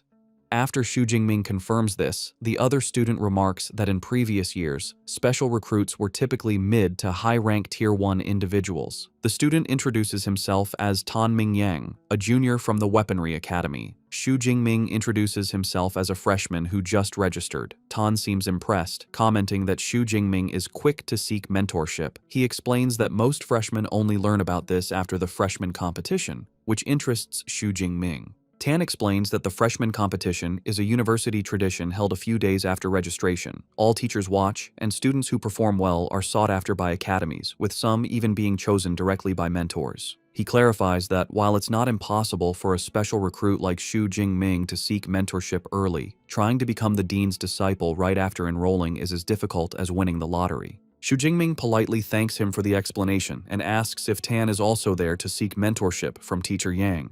With a sigh, Tan confirms this, revealing he has made several trips over the past 6 months but has always been turned away. He was about to give up, but decided to try one last time. Just as he finishes speaking, the large doors open, and a middle-aged man, likely a butler, appears, startling Tan. The butler's expression softens as he greets them and informs them that Teacher Yang is waiting inside, inviting them to follow him.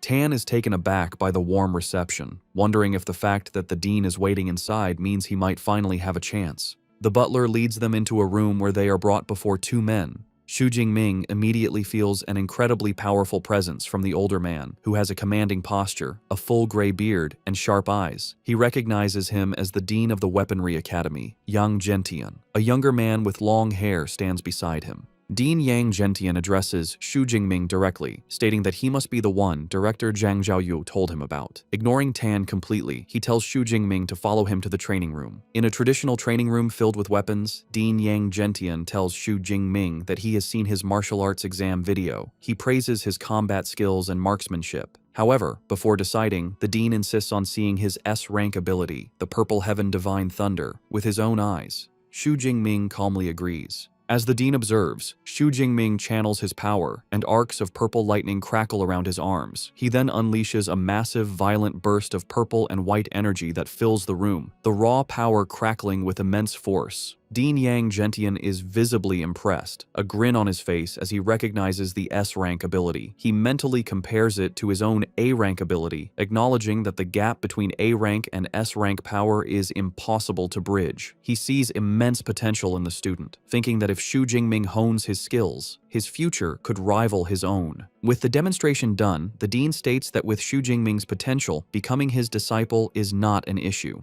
However, he offers a serious warning. He explains that he has made many friends and enemies. He cannot guarantee his enemies won't target his disciples, and asks if Xu Jingming is still willing to accept him as a master, knowing the risks. Without hesitation, Xu Jingming drops to his knees in a formal sign of respect. With a wide, determined grin, he declares that he is willing. He passionately explains that he admires high-level ability users who have grown strong through bloody struggles. He believes the number of enemies his teacher has defeated is proof of his immense combat ability. Pleased with this answer, Dean Yang Zhentian laughs heartily and formally accepts him. He declares that from this day forward, Xu Jingming is his 32nd disciple and his very first S-rank disciple. Telling him to rise, the dean presents Xu Jingming with his first gifts, a top-tier ability training method called Extreme Ability Training Method, and a body-tempering combat technique called Thunder Indestructible Body, both of which he created. Xu Jingming is stunned by the value of the gifts, realizing a body-tempering combat technique that can strengthen his body is far more precious than an ordinary one. The dean explains that while the ability training method is one of only 3 top-tier methods in the school, the real highlight is the Thunder Indestructible Body technique, the culmination of his life's work. He adds that the technique has been certified by 2 major martial arts halls and has been officially rated as S-rank.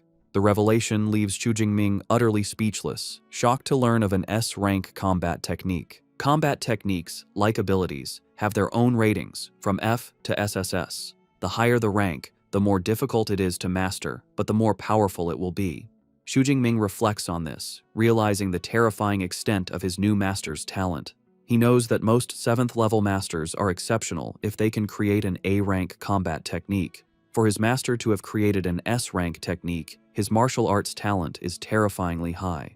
Dean Yang Zhentian provides more details about his S-rank technique. He explains that the Thunder Indestructible Body is only for lightning element users and has 13 levels. With each level, the user's body undergoes a transformation. However, he clarifies a crucial requirement. To begin cultivating it, one must first advance from an awakened to a true ability user. He then gives Xu Jingming his first task. He instructs him to use the extreme ability training method to achieve his breakthrough.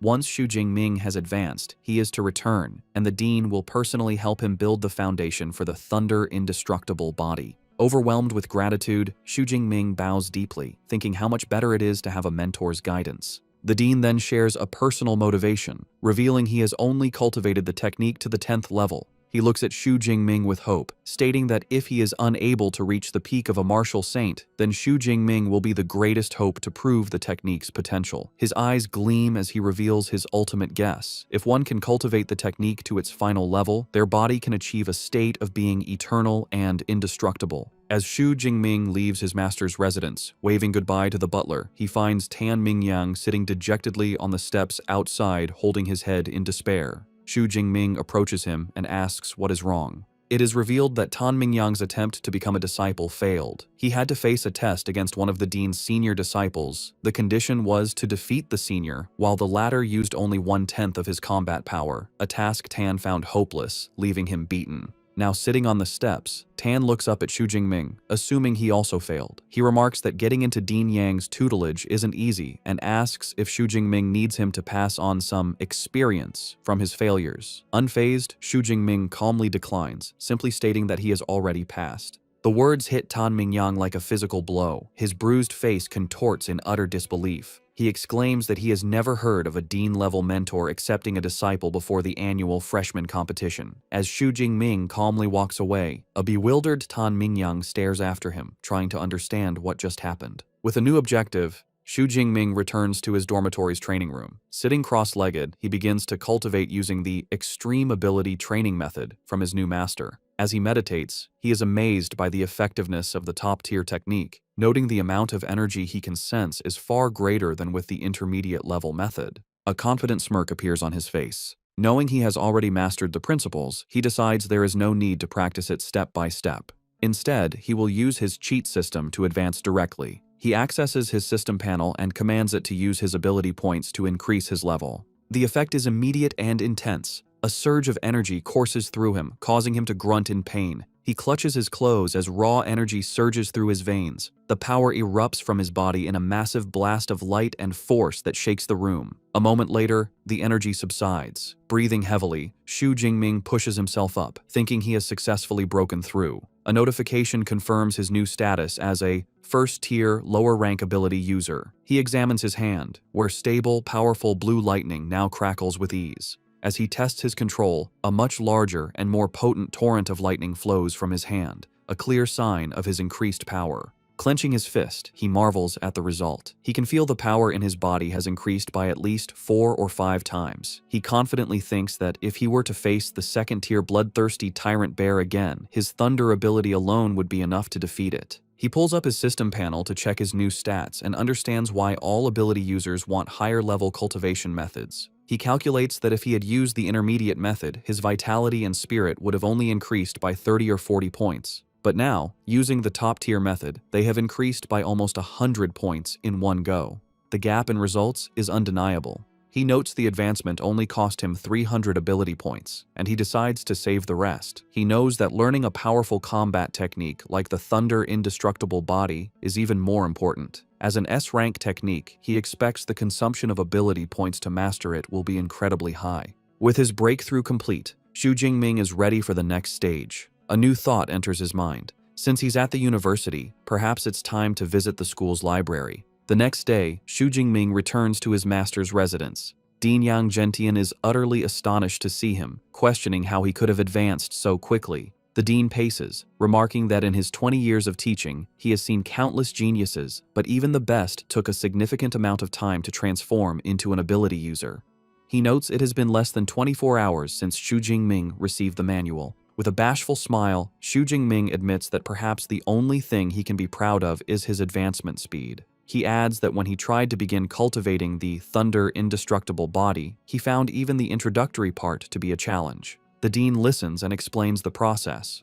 Forging the foundation involves using the blood of a lightning element beast as a guide, combined with one's own lightning, to temper the muscles and bones. He emphasizes a critical point. The final strength of the technique is related to the grade of the beast's blood used. Now that Xu Jingming has advanced, the dean declares he will help him forge the foundation that very day. He reveals that high-level lightning beasts are rare, and his original plan was to use the blood of a 7th-tier storm giant bear. However, after learning Xu Jingming was entitled to one S-rank resource every year, he made a special request. He decided to combine the resources and pleaded with the university's principal to grant Xu Jingming an even more precious SS-rank resource. With that, he presents Xu Jingming with a small vial containing a glowing red liquid, the essence blood of a ferocious 8th-tier beast, the Thunder Tyrannosaurus.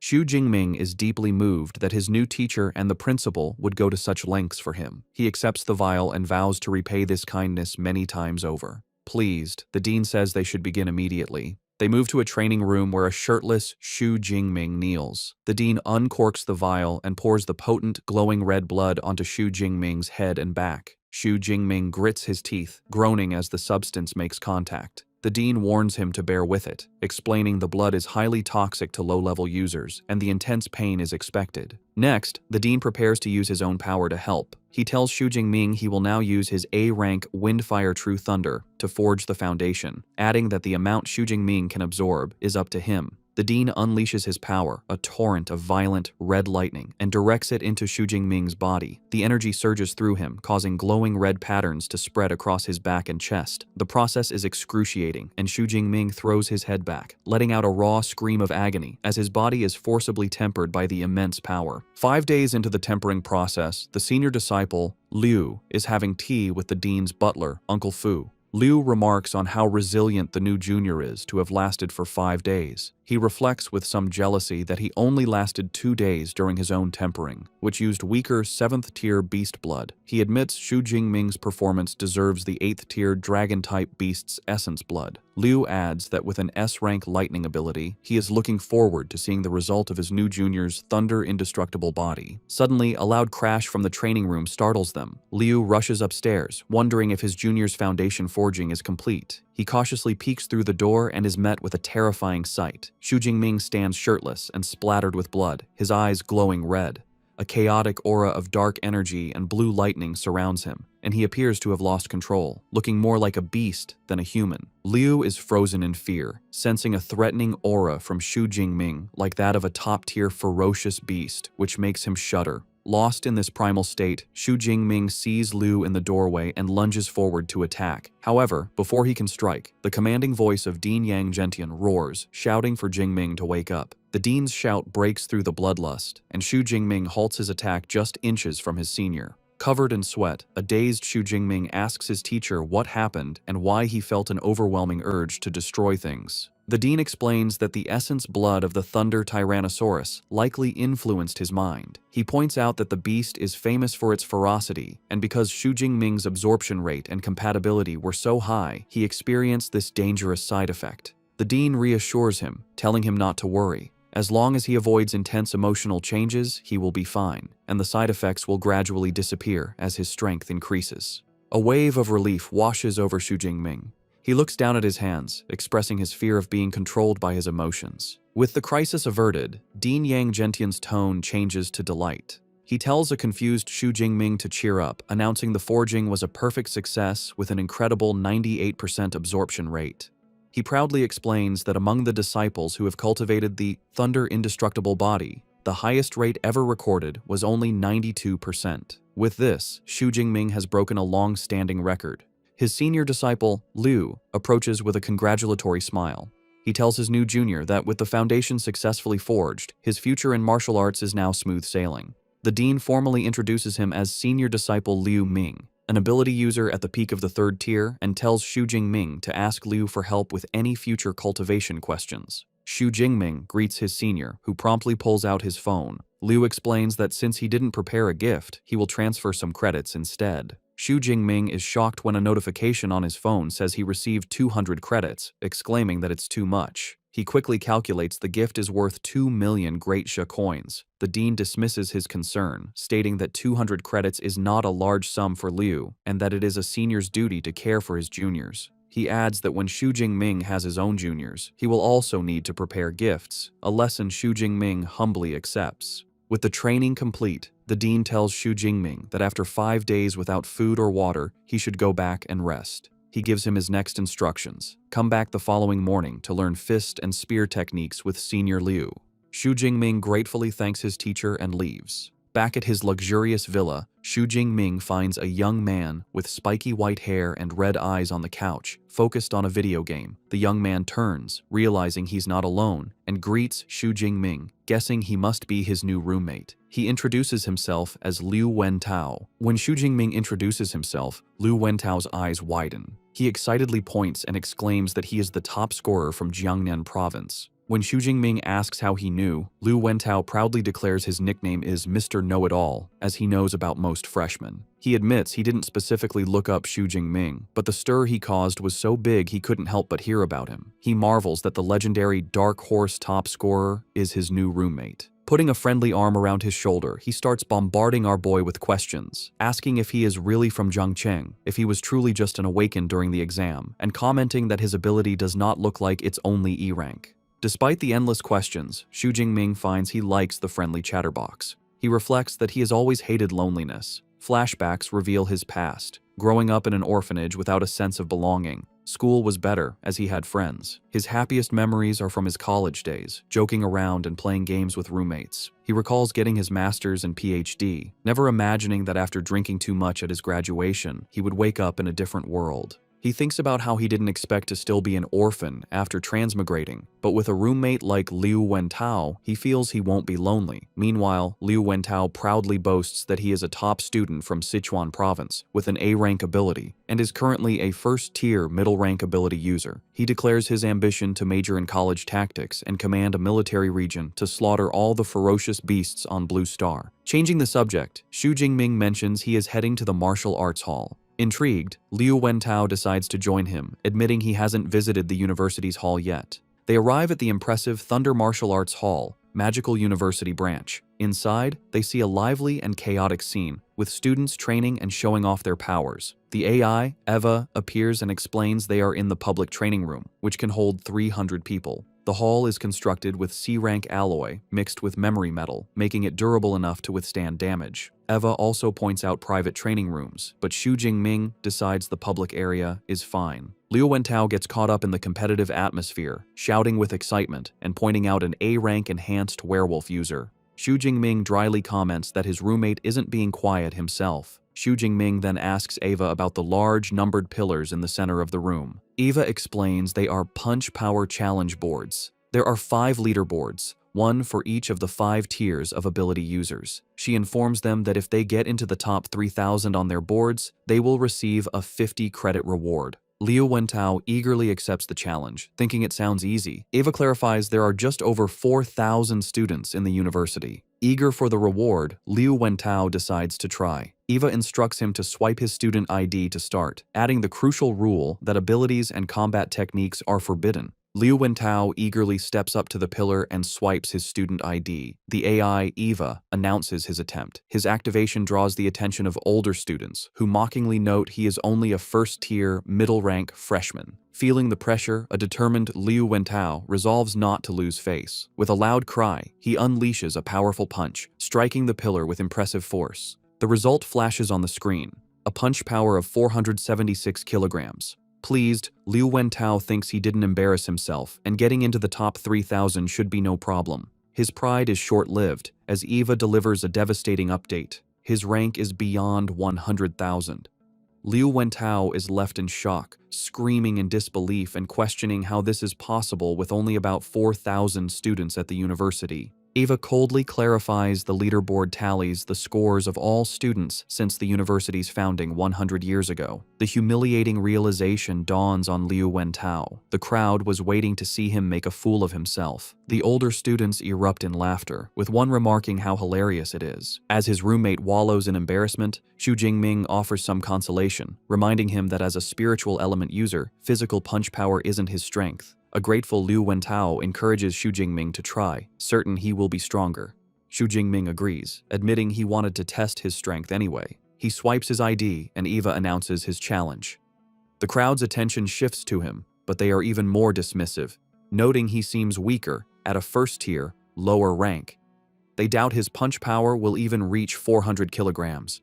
However, one onlooker finds the name Xu Jingming strangely familiar. Meanwhile, Xu Jingming is confident. He reflects on his recent progress, advancing to a first-tier ability user and tempering his body for 5 days and nights to forge his new technique's foundation. A quick check of his system panel confirms his new stats, including an enhanced physique and the Thunder Indestructible Body First skill. He clenches his fist, eager to see what level his punch power has reached. With a surge of power, he throws a punch, and the impact creates a powerful shockwave that ripples through the air. The powerful shockwave from Xu Jingming's punch ripples through the air, stunning the crowd in the martial arts hall. A digital screen shows the incredible result, a fist power of 4,589 kilograms. This score not only puts him first on the leaderboard, but also shatters the long-standing record for first-tier ability users. The older students who had been mocking him are left in disbelief. One exclaims the record has been broken, while another questions how a lower-rank first-tier user could have such immense power. A third student grimly points out that a punch with that force could turn him into meat paste, finding it impossible to believe this is a freshman. Two female students in the crowd are equally astonished. One comments that the top 1,000 on the leaderboard are figures who lead the era, wondering how exceptional the new #1 must be. Her friend adds the record had stood for over 10 years and feels she must record the historic moment. His roommate, Liu Wentao, is ecstatic, grabbing Xu Jingming and declaring he is truly his brother and will follow him from now on. A smiling Xu Jingming modestly tells him not to exaggerate. Looking at his fist, Xu Jingming inwardly reflects, pleased with the outcome. He concludes the Thunder Tyrannosaurus's essence blood is highly compatible with him, and the improvement in his strength was immediate. The AI, Eva, floats nearby and formally congratulates Xu Jingming for breaking the record, announcing a 400 credit reward has been issued to his account. A curious Xu Jingming asks if he can earn more credits by breaking the record again. Eva clarifies the reward is only for the first time, but he can challenge the other level pillars for new rewards. Xu Jingming looks up at the other 4 pillars for 2nd to 5th tier users and decides he will break those records later. Meanwhile, his roommate has become a hype man as a group of impressed female students gather around Liu Wentao, who points out his amazing roommate. The girls quickly swarm a bewildered Xu Jingming, with some offering to teach him how to use equipment and others trying to recruit him for their club. Overwhelmed, Xu Jingming is pulled away by Liu Wentao, who suggests they escape to a private training room. Elsewhere, at his master's residence, Dean Yang Gentian is enjoying tea. His senior disciple, Liu Ming, shows him his phone, reporting that his junior brother Xu is a hot topic on the campus forums. Dean Yang Gentian marvels at our boy's exaggerated physical strength, questioning why he ran off to break records instead of resting. Liu Ming then reflects on his own past. He recalls when he was a high-rank first-tier user and had just mastered the first layer of the Thunder Indestructible Body. His fist power was only a little over 3,500 kilograms. He concludes with awe that his new junior brother is much more than just a little stronger than he was. In a luxurious apartment, a young man with dark hair and a brown jacket stares at his phone. Suddenly, he erupts in rage, slamming his hand on the marble countertop. The glass beside him shatters as his hand is covered in orange flames and blue lightning. He fumes, cursing that Xu Jingming has also come to Magic Capital. Clenching his fiery fist, his face contorts with anger. He thinks about how Xu Jingming's success made him miss his chance to be the top scorer of Jiangnan province, turning him into a laughingstock in his home city. He fiercely vows that this time, he will take back all the honor he believes is his.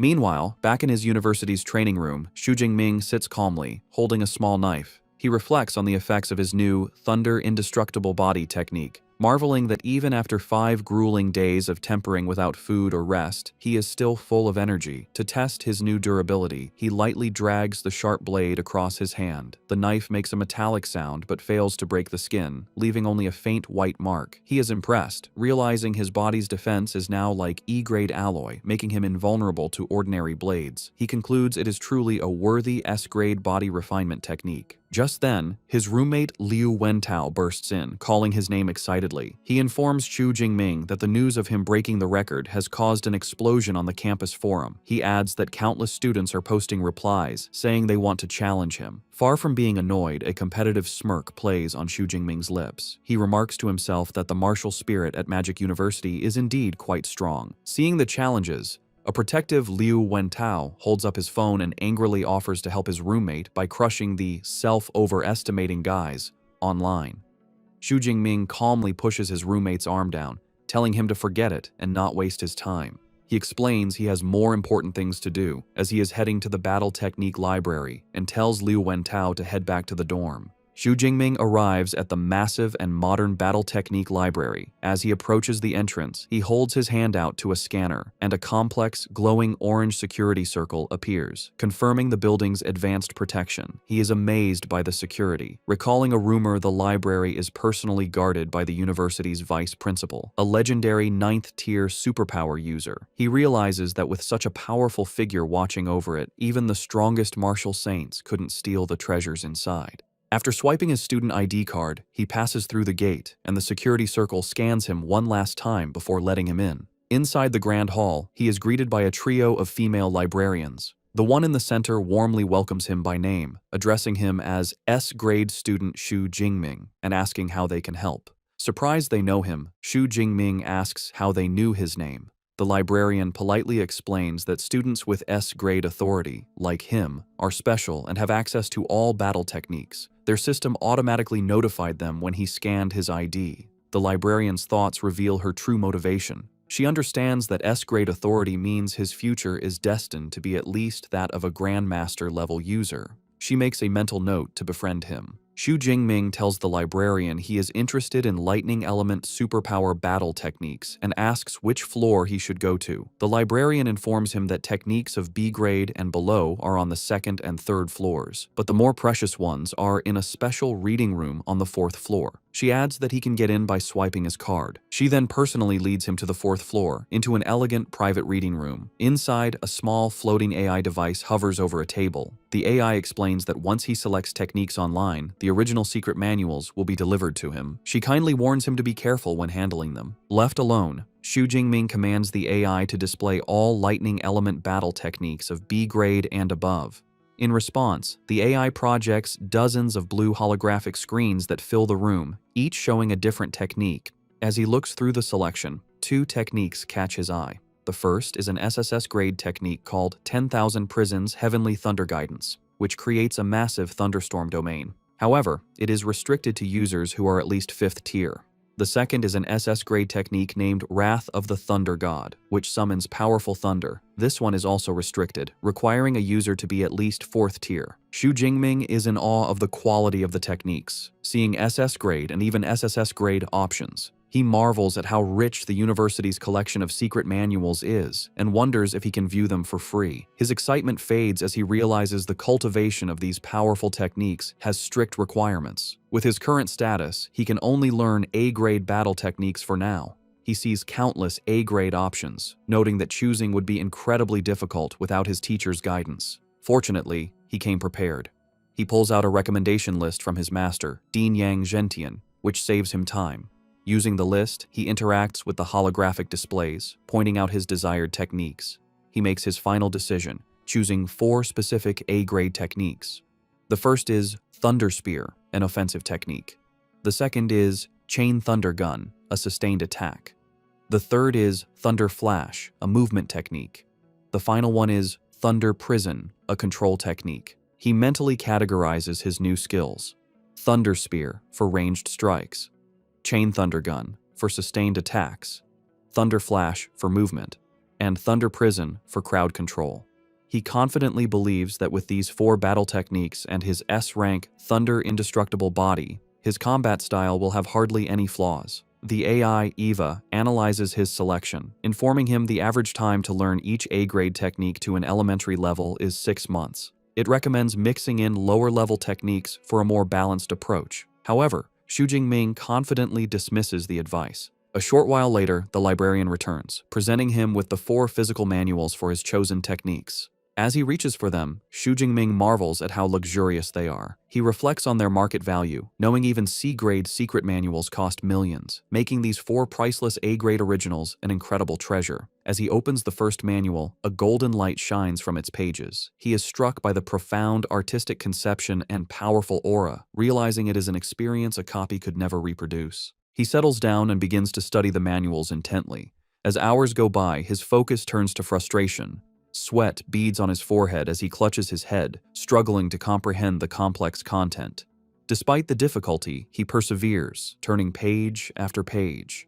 After a long study period, he leans back, having finished all 4 manuals. He then calls out to his system, Deep Blue, and commands it to add points. The system responds instantly. 4 notifications appear, confirming 200 superpower points have been consumed for each technique, and all 4 have been successfully learned to the elementary level. He then pulls up his system panel to view his updated status. His new skills, Thunder Spear, Thunder Flash, A-grade Chain Thunder Gun, and Thunder Prison, are all listed at the elementary level. His body refinement technique, Thunder Indestructible Body, remains at the first layer, and his available superpower points have decreased to 1434. Standing up, Xu Jingming clenches his fist, a faint aura of power around him. Having acquired so many powerful battle techniques, he looks upward with a confident and predatory expression, wondering which lucky person will be the first to taste the power of his new arsenal. In their luxurious villa at night, Liu Wentao sits on the couch and tells Xu Jingming about a notification from Eva. The freshman assembly is the next day at Training Ground 1. He also mentions a new group chat for the freshmen and suggests Xu Jingming should join. Xu Jingming calmly agrees. Liu Wentao then asks what level of combat techniques Xu Jingming chose at the library. Xu Jingming casually replies that he picked up 4 A-rank combat techniques. This answer shocks Liu Wentao. He exclaims that learning 4 A-rank techniques would normally take a student until their sophomore or junior year. He concludes that his roommate doesn't take the usual route. Liu Wentao's curiosity grows. He realizes that to browse A-rank techniques, Xu Jingming must have A-rank permission. Xu Jingming corrects him, stating his permission level is S-rank. The revelation stuns Liu Wentao, who jumps to his feet. He shouts in disbelief, questioning why the school would have a permission level higher than A-rank. A sudden realization dawns on him, and he stammers that the online rumors about Xu Jingming being E-rank must be false, asking in shock if it means Xu Jingming has an S-rank superpower. Xu Jingming simply smiles, teasingly remarking that the know-it-all has just learned something new. The confirmation leaves Liu Wentao in awe. He exclaims that he had guessed Xu Jingming's rating was high, but he never expected it to be S-rank, especially since other provincial top scorers are only A-rank. A wide, happy grin spreads across his face. He gives a thumbs up, thinking it was the right decision to become a fan now, solidifying his status as an old fan. Later, Xu Jingming is in the second-floor training room. He holds a practice spear but finds it too light. He thinks that now that he has the combat techniques he needs, he also needs the right equipment. He reflects that his original F-rank obsidian spear is back home and would no longer be suitable for his current strength. He decides to get new gear. He asks the AI, Eva, to open the school mall and search for spear-type weapons. Eva complies, and holographic displays appear, showing spears from F-rank to D-rank. Xu Jingming notes he can customize the length and weight. He understands higher-ranked equipment is heavier and more expensive. He chooses an E-rank 210-kilogram spear, along with an E-rank combat suit and boots. He confirms the purchase. A notification shows the total cost is 237 credits, leaving him with 382.6.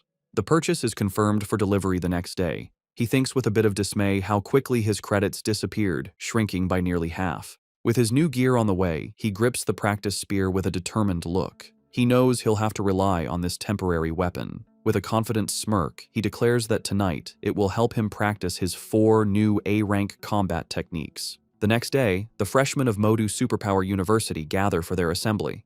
As Xu Jingming arrives, he immediately draws the attention of the other students. Murmurs spread as they recognize him as the one who broke the school's punch power record. They also identify him as the Jiangnan province top scorer, marveling at his strength and handsome appearance. Before he can find a seat, he is confronted by a tall, imposing young man named Lei Zhou, who aggressively points and loudly issues a challenge. Onlookers immediately recognize him as the second-place scorer from Jiangnan province, who scored over 9,300. They gossip about his privileged background, noting both of his parents are powerful Tier 4 superpowered beings. They sympathetically remark that it's a shame no one remembers second place, making his unwillingness to accept his loss understandable. Despite the public challenge, Xu Jingming is unfazed. He calmly declines, stating he is not interested, a response that shocks his roommate Liu Wentao. Lei Zhou, however, smirks and tells him not to refuse so quickly. He then brings up a personal matter, recalling that Xu Jingming's aunt's family runs runs a business selling rare plants. Leaning in with a menacing grin, he reveals his family is his aunt's biggest customer, and she also owes them a large loan. He then delivers a thinly veiled threat, suggesting that if the payment isn't made on time, his aunt's family might find themselves in trouble. The threat instantly changes the atmosphere.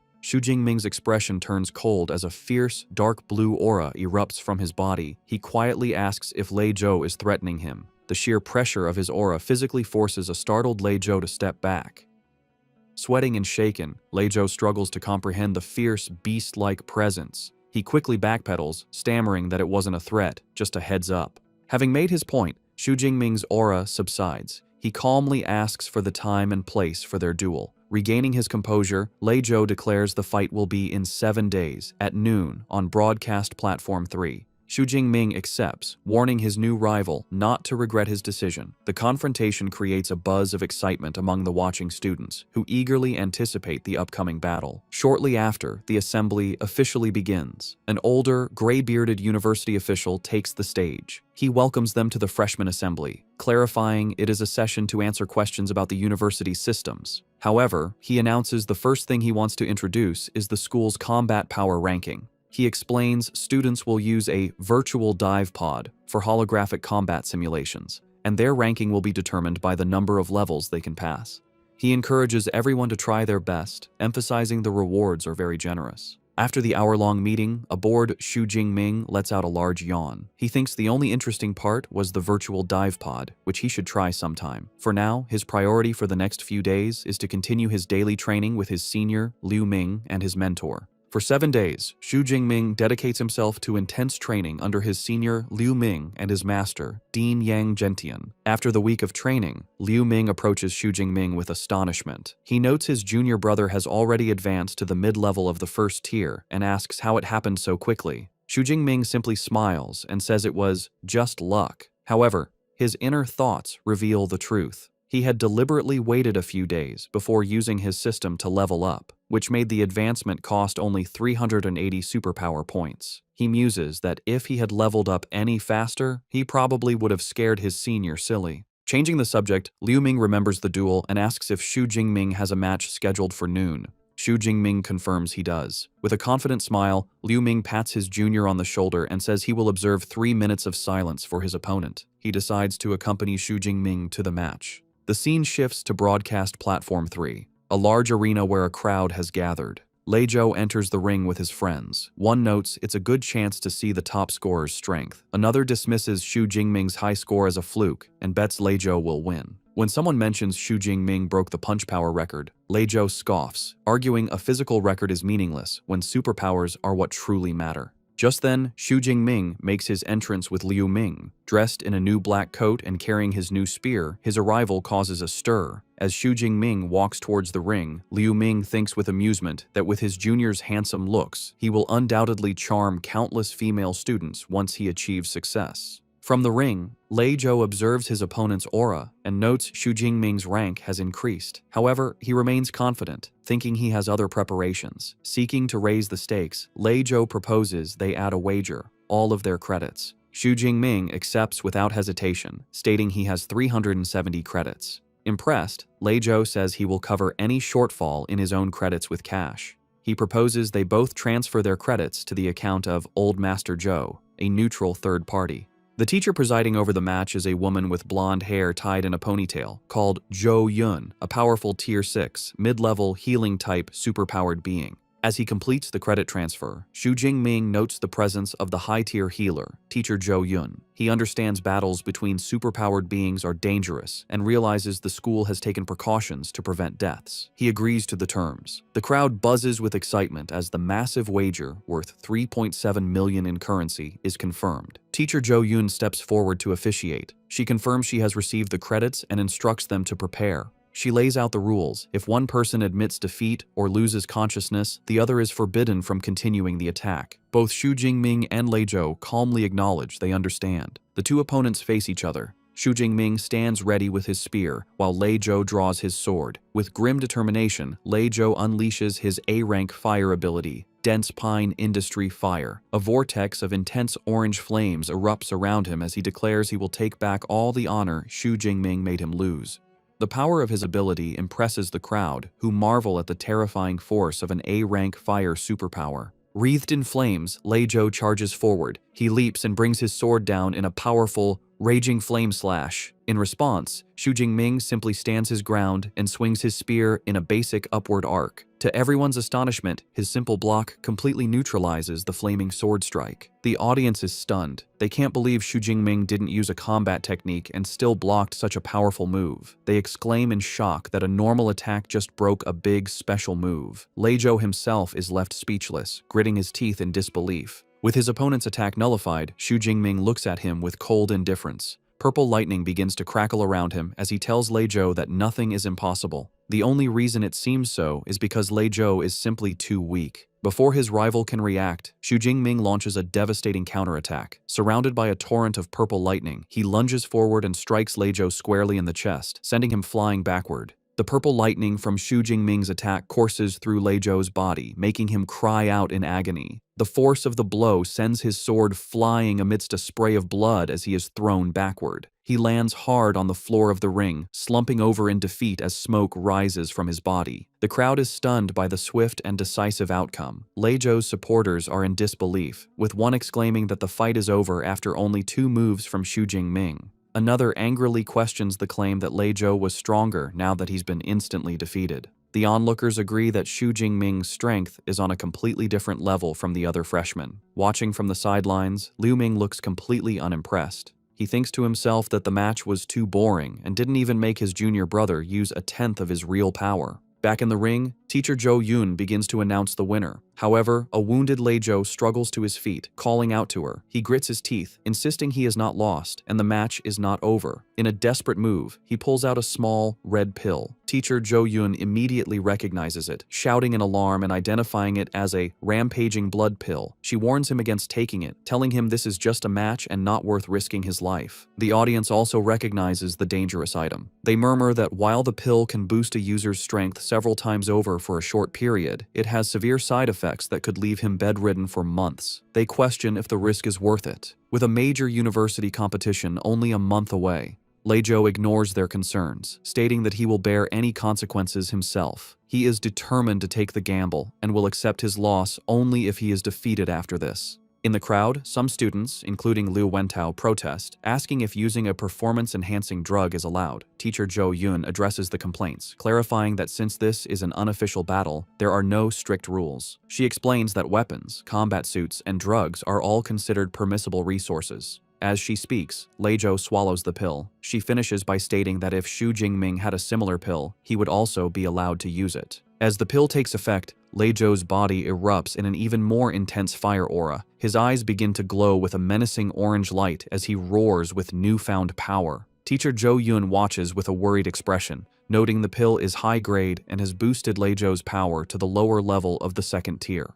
She concludes that Xu Jingming is now in serious trouble. Faced with his opponent's desperate power-up, Xu Jingming's own battle intent surges, becoming even more potent as a torrent of purple lightning erupts around him. From the sidelines, teacher Zhou Yun observes this with approval, thinking that Xu Jingming's fighting spirit is becoming even more vigorous and that he has the mindset of a great general. Gripping his spear, a confident smile plays on Xu Jingming's lips. He thinks to himself that finally, the fight is no longer like an adult beating up a child. He takes a single step forward, and the lightning around his combat boots shatters the floor of the ring. He then charges at his opponent with blinding speed. Lei Zhou is shocked by his incredible velocity. The two fighters clash in the center of the ring, their superpowered attacks meeting with explosive force. Lei Zhou blocks Xu Jingming's initial thrust, but the raw power behind the attack is overwhelming. The force of the blow sends Lei Zhou staggering backward, forcing him to his knees to absorb the impact. Still surrounded by his wavering flames, he grits his teeth in disbelief. He can't understand how, even with his strength boosted to the 2nd tier, he is still no match for Xu Jingming. He wonders what kind of monster he is facing. Realizing a head-on fight is useless, Lei Zhou changes his strategy. He decides that if he can't win a direct clash, he will attack from a distance. He leaps back and launches a volley of powerful fireballs at Xu Jingming. However, his ranged attack is met with casual disdain. Xu Jingming effortlessly swings his spear in a wide arc, creating a vortex of lightning that deflects all the fireballs. He mockingly asks if that is all Lei Zhou has. Frustrated and sweating, Lei Zhou curses his opponent's flawless lightning ability. He desperately clings to a new hope, thinking that he can no longer get close, but if he can exhaust Xu Jingming's power before his drug boost wears off, he might still have a chance. But Xu Jingming has no intention of letting the fight drag on. He decides to end it. He raises his hand and summons a massive amount of purple energy, condensing it into a solid spear of pure, crackling lightning. His A-rank technique,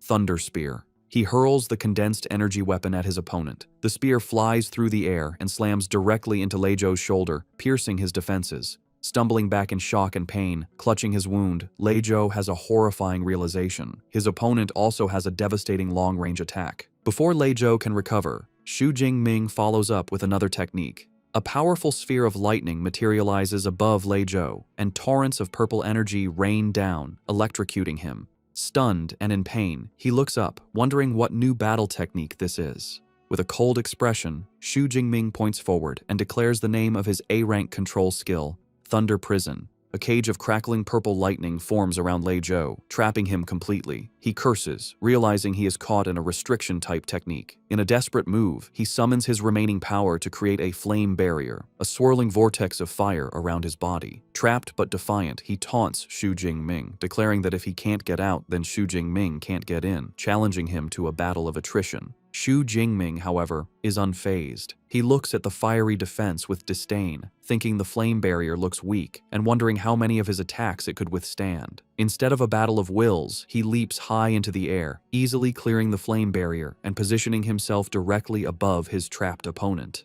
While airborne, he unleashes his ultimate assault. He summons his power, and dozens of massive, glowing purple spears of pure lightning materialize in the air, all aimed at the helpless Lei Zhou. The deadly rain of lightning spears begins to descend, a technique that looks like a devastating version of his chain thunder gun. Looking up at the overwhelming attack, Lei Zhou is filled with absolute terror. He knows with certainty that if he is hit by that barrage, he will die. With his life on the line, his pride shatters, and he screams out his surrender. At the very last second, just as Lei Zhou shouts his concession, the tip of the lead lightning spear stops just inches from his eye. The rain of spears dissipates as Xu Jingming lands gracefully in the ring. In a final definitive motion, he thrusts his physical spear forward, piercing Lei Zhou's chest and leaving no doubt as to who the victor is. Xu Jingming withdraws his spear from Lei Zhou's chest, leaving him kneeling and defeated on the floor. With a commanding presence, Xu Jingming stands over his opponent as teacher Zhou Yun officially declares him the winner. The crowd is left in shock and awe.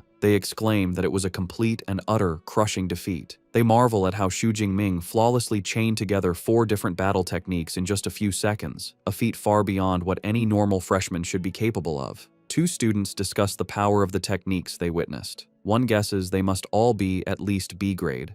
His friend is amazed, admitting the best technique he has learned is only C grade. Watching from the sidelines, Liu Ming overhears their speculation and looks stressed.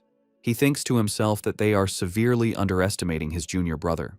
He knows the truth. Xu Jingming had dared to choose 4 A-grade techniques and had already mastered them to a combat-ready level. He reflects on his own experience, recalling that he had only dared to choose a single A-grade technique as a freshman, and it still took him over 4 months to learn. He admits that having such a monstrously talented junior brother puts a great deal of pressure on him. Back in the ring, a humbled Lei Zhou gets to his feet. He sincerely thanks Xu Jingming for sparing his life and accepts his complete defeat. He promises the wagered credits and cash are now his and assures him he will make the payment owed to his aunt's business on time. Teacher Zhou Yun approaches Xu Jingming and confirms the transfer of his winnings. 50 credits and 3.2 million in currency have been deposited into his student account. Xu Jingming thinks that a gambling fight is a quick way to make money. With the duel over, Liu Wentao rushes down to the ring, ecstatic. He congratulates brother Ming, telling him he is now a rich man, and invites him to go out and relax in the city center that evening to celebrate. Xu Jingming begins to decline, explaining he has training scheduled with his senior. However, Liu Ming, standing nearby, encourages him to go, advising him that a proper balance of training and relaxation is the key to long-term success. Taking his senior's advice, Xu Jingming agrees to go out. As they prepare to leave, Liu Wentao excitedly points towards Liu Ming, gushing about his reputation as the vice president of the Ash Club, a user of an A-rank lightning superpower. As he and Xu Jingming walk off together, Liu Wentao comments that the famous senior is even more impressive in person. As they leave the arena, Liu Wentao tells Xu Jingming to just follow his lead, as he has arranged the entire program for the evening. A slightly suspicious Xu Jingming looks back and asks what kind of program he is talking about. Liu Wentao turns with a wide, mischievous grin and points at his friend. He reveals his grand plan, the one unmissable event of university life, a social mixer between the male and female dormitories. A table is lavishly spread with food for a social gathering. Liu Wentao approaches Xu Jingming, who is seated at the table. He excitedly tells Xu Jingming how popular he has become, explaining that he posted an invitation for a social mixer on the campus forum. Liu Wentao reveals that over 100 people registered, and he had a hard time choosing who to invite. Xu Jingming smiles and comments on his friend's dedication, asking who he finally chose. Liu Wentao playfully tells him it's a secret for now, but he will meet them soon. Just then, he spots the guests arriving and calls them over. Two young women approach. One, wearing glasses, introduces herself as Qi Dongxia, the invited guest. Her companion, a girl with dark hair, introduces herself as her roommate, Song Qiuqiu. Liu Wentao proudly introduces them to Xu Jingming, highlighting their abilities. He explains that Qi Dongxia has an A-rank beast-type ability, while Song Qiuqiu is a high-level first-tier user with an A-rank light element ability, and was also the top scorer in her province. Xu Jingming politely introduces himself. Upon hearing his name, Song Qiuqiu's expression shifts to one of surprise. She immediately asks Xu Jingming if he would be interested in a sparring match, telling him he can pick the time and place. Her friend, Qi Dongxia, calls her a battle maniac for trying to set up a fight right after meeting, reminding her they were there to socialize. Song Qiuqiu admits that her main reason for coming was the chance to spar with Xu Jingming. Xu Jingming steps in to smooth things over, inviting them to sit down. Liu Wentao clarifies that the plan is just to have fun, eat, and go shopping together. The group spends the evening at the bustling Huaihai commercial street. Song Qiuqiu looks up at the towering skyscrapers, in awe of how magnificent the city is. As they walk, Qi Dongxia admires the clothes in a window, while Xu Jingming notices the wide array of high-end equipment for superpowered individuals, including A-rank weapons.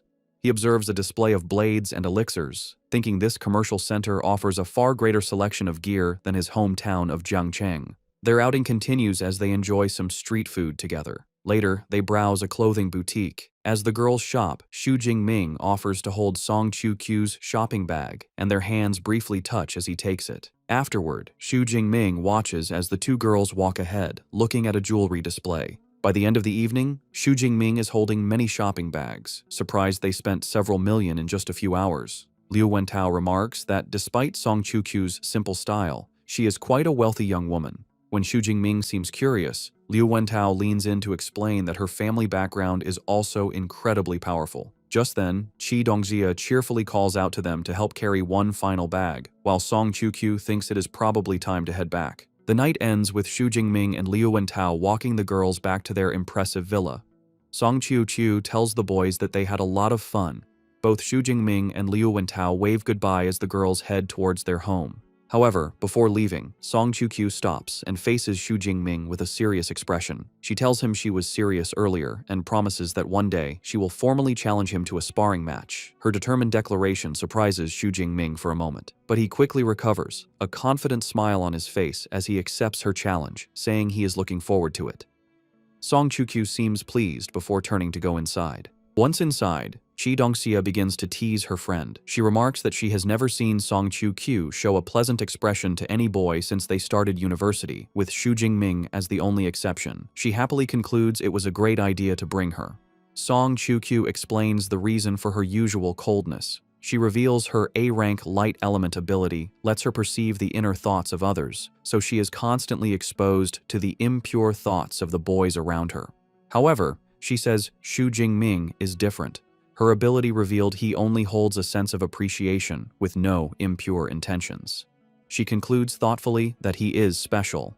Hearing this, Qi Dongxia gets a mischievous look, teasingly concluding that Miss Song has developed a crush. Meanwhile, as the boys walk back, Liu Wentao sighs with satisfaction, commenting that it's nice to relax once in a while, and Xu Jingming quietly agrees. Xu Jingming, however, is lost in thought. He reflects on Song Qiuqiu and her high-level status, realizing he still has a long way to go. The thought motivates him to work hard and grow even stronger. 15 days later, Xu Jingming is meditating in his training room. Sensing he is ready, he decides it is time to level up and commands his system, Deep Blue, to use his points for an upgrade. A violent surge of purple lightning erupts from his body. System notifications confirm he is undergoing a dual advancement from a mid-level to a high-level first-tier user, while also leveling up his Thunder Indestructible Body technique to its second level. As the energy subsides, Xu Jingming reflects on his progress. He notes the rank up has significantly increased his power, and that the second level of his body tempering technique is focused on strengthening his bones and muscles. He then consults the training manual, which reveals that upon reaching the third level, he will unlock a special ability called the Thunder Extreme State, which provides a temporary but immense boost to power and speed. He pulls up his system panel to check his new status. While pleased, he is disappointed to see he only has 62 ability points left, not enough to reach the next level. He realizes it is time to ask his master for leave to go to the wilderness, hunt beasts, and get more ability points. Later, when Xu Jingming visits his master's residence, Dean Yang Gentian is shocked by his rapid advancement, asking if he has broken through again. Xu Jingming calmly confirms his progress from the previous night, also mentioning his body tempering technique has reached the second level. The dean is inwardly amazed, thinking his student speaks of difficult breakthroughs as if they were simple. He concludes that with an S-rank ability and such hard training, there is nothing Xu Jingming cannot achieve. His senior disciple, Liu Ming, remarks that his junior brother is a monster, recalling it took him half a year to make the same advancement. Dean Gentian tells Xu Jingming that leveling up is important, but he must not neglect combat training. To test his new strength, the dean suggests a sparring match against his senior, Liu Ming, which Xu Jingming eagerly accepts. In the training room, Liu Ming says he will suppress his own power to that of a low-level second-tier user, instructing Xu Jingming to fight with full strength. After a countdown, the match begins. Both warriors leap forward, and their spears meet in the center with a powerful clash, erupting in a brilliant explosion of purple and green energy. The force of their clash leaves Liu Ming surprised. He thinks to himself that his junior brother's power is incredibly strong, almost on par with his own, even with his power suppressed. Xu Jingming, covered in purple lightning, feels a thrill of excitement. He realizes that for the first time since getting his system, he is facing an opponent of equal strength. Deciding to press his advantage, Xu Jingming concentrates a sphere of lightning in his hand and unleashes his Thunder Prison technique. The massive orb of electricity flies across the room, forcing Liu Ming to defend himself. Before his senior can recover, Xu Jingming leaps and follows up with another attack, throwing a volley of lightning spears in a move like his Chain Thunder Gun technique. Liu Ming recognizes the combination of skills. With a smirk, he notes that this is the same combination that defeated Lei Zhou, but declares that he is no mere freshman. He gathers his own power and unleashes a devastating counterattack, a massive torrent of teal-colored lightning called Jade Pivot True Thunder. 20 minutes later, the intense battle is over. An exhausted Xu Jingming leans on his spear for support. He concedes the match, admitting that his divine thunder energy is depleted and that he has lost. Liu Ming, however, reassures him. He explains that Xu Jingming did not lose because of skill, but was simply at a disadvantage due to lower energy reserves. Their master, Dean Yang Gentian, approaches them, praising the fight as an exciting spectacle. He admits Xu Jingming's performance far exceeded his expectations. He had thought Liu Ming would win easily, but instead they were so evenly matched, the outcome was decided by a battle of attrition. Liu Ming then asks his junior brother if he is aware of the true level his combat power reached during their fight. When Xu Jingming looks back, puzzled, Liu Ming makes a stunning declaration. His power is now unrivaled in the second tier. The weight of this new assessment leaves Xu Jingming looking thoughtful and determined. After the intense sparring session, Dean Yang Gentian announces that the training is over and tells everyone to rest. The butler, Uncle Fu, brings over a tray of spirit fruits, explaining they are perfect for recovering after training. Seizing the moment, Xu Jingming approaches his master with a request. He reveals his intention. He is preparing to leave the university to go on a trip to the wilderness. The dean is taken aback and asks how long he plans to be gone. Xu Jingming explains he intends to stay for over a month, planning to return just before the freshman competition. The long duration of the trip clearly worries his master. With a stern expression, the dean warns him that the wilderness is far more dangerous than the exam grounds. He explains there is no army protection, and beasts roam without predictable patterns, making it easy to encounter a high-level creature. He emphasizes the dangers of staying for over a month are immense. However, seeing his disciple's determination, the dean relents. He decides that if Xu Jingming is set on going, he will not stop him. He places a firm hand on his student's shoulder, giving him one piece of advice.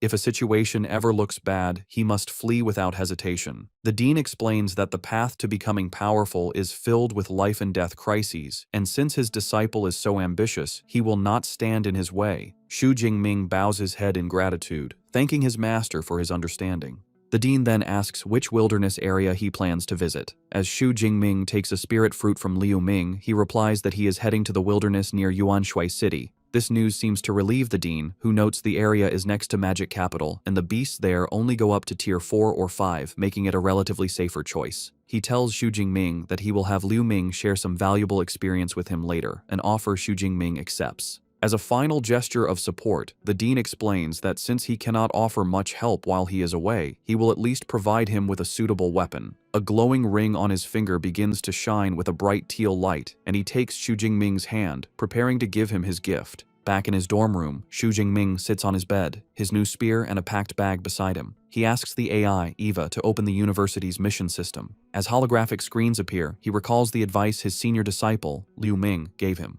Before leaving for the wilderness, it is a good idea to accept some missions to earn extra credits. He looks through the list, noting the variety of tasks available, such as collecting beast materials, gathering rare herbs, and capturing fugitives. The rewards vary by difficulty, with C and D rank missions offering modest credits, while S and A rank missions offer much more.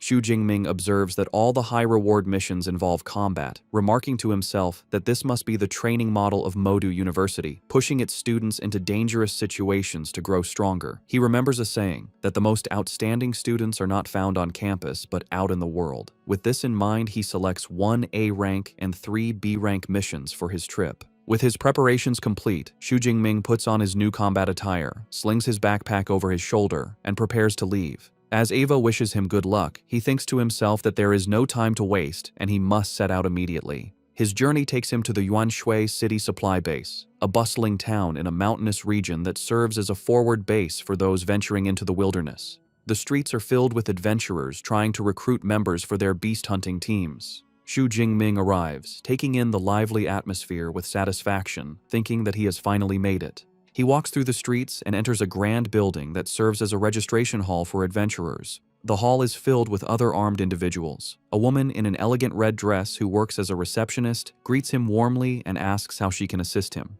Xu Jingming states his purpose, explaining he wants to register as an adventurer. He holds up his identification, knowing that to enter the wilderness, one must first register for a nationally recognized adventurer identity. The receptionist takes Xu Jingming's university ID and is impressed that he is a student from Modu Superpower University. She remarks that it is rare to see a first-tier user like him venturing into the wilderness so soon. She informs him it will take a little while to process his registration and suggests he rest in the hall while he waits.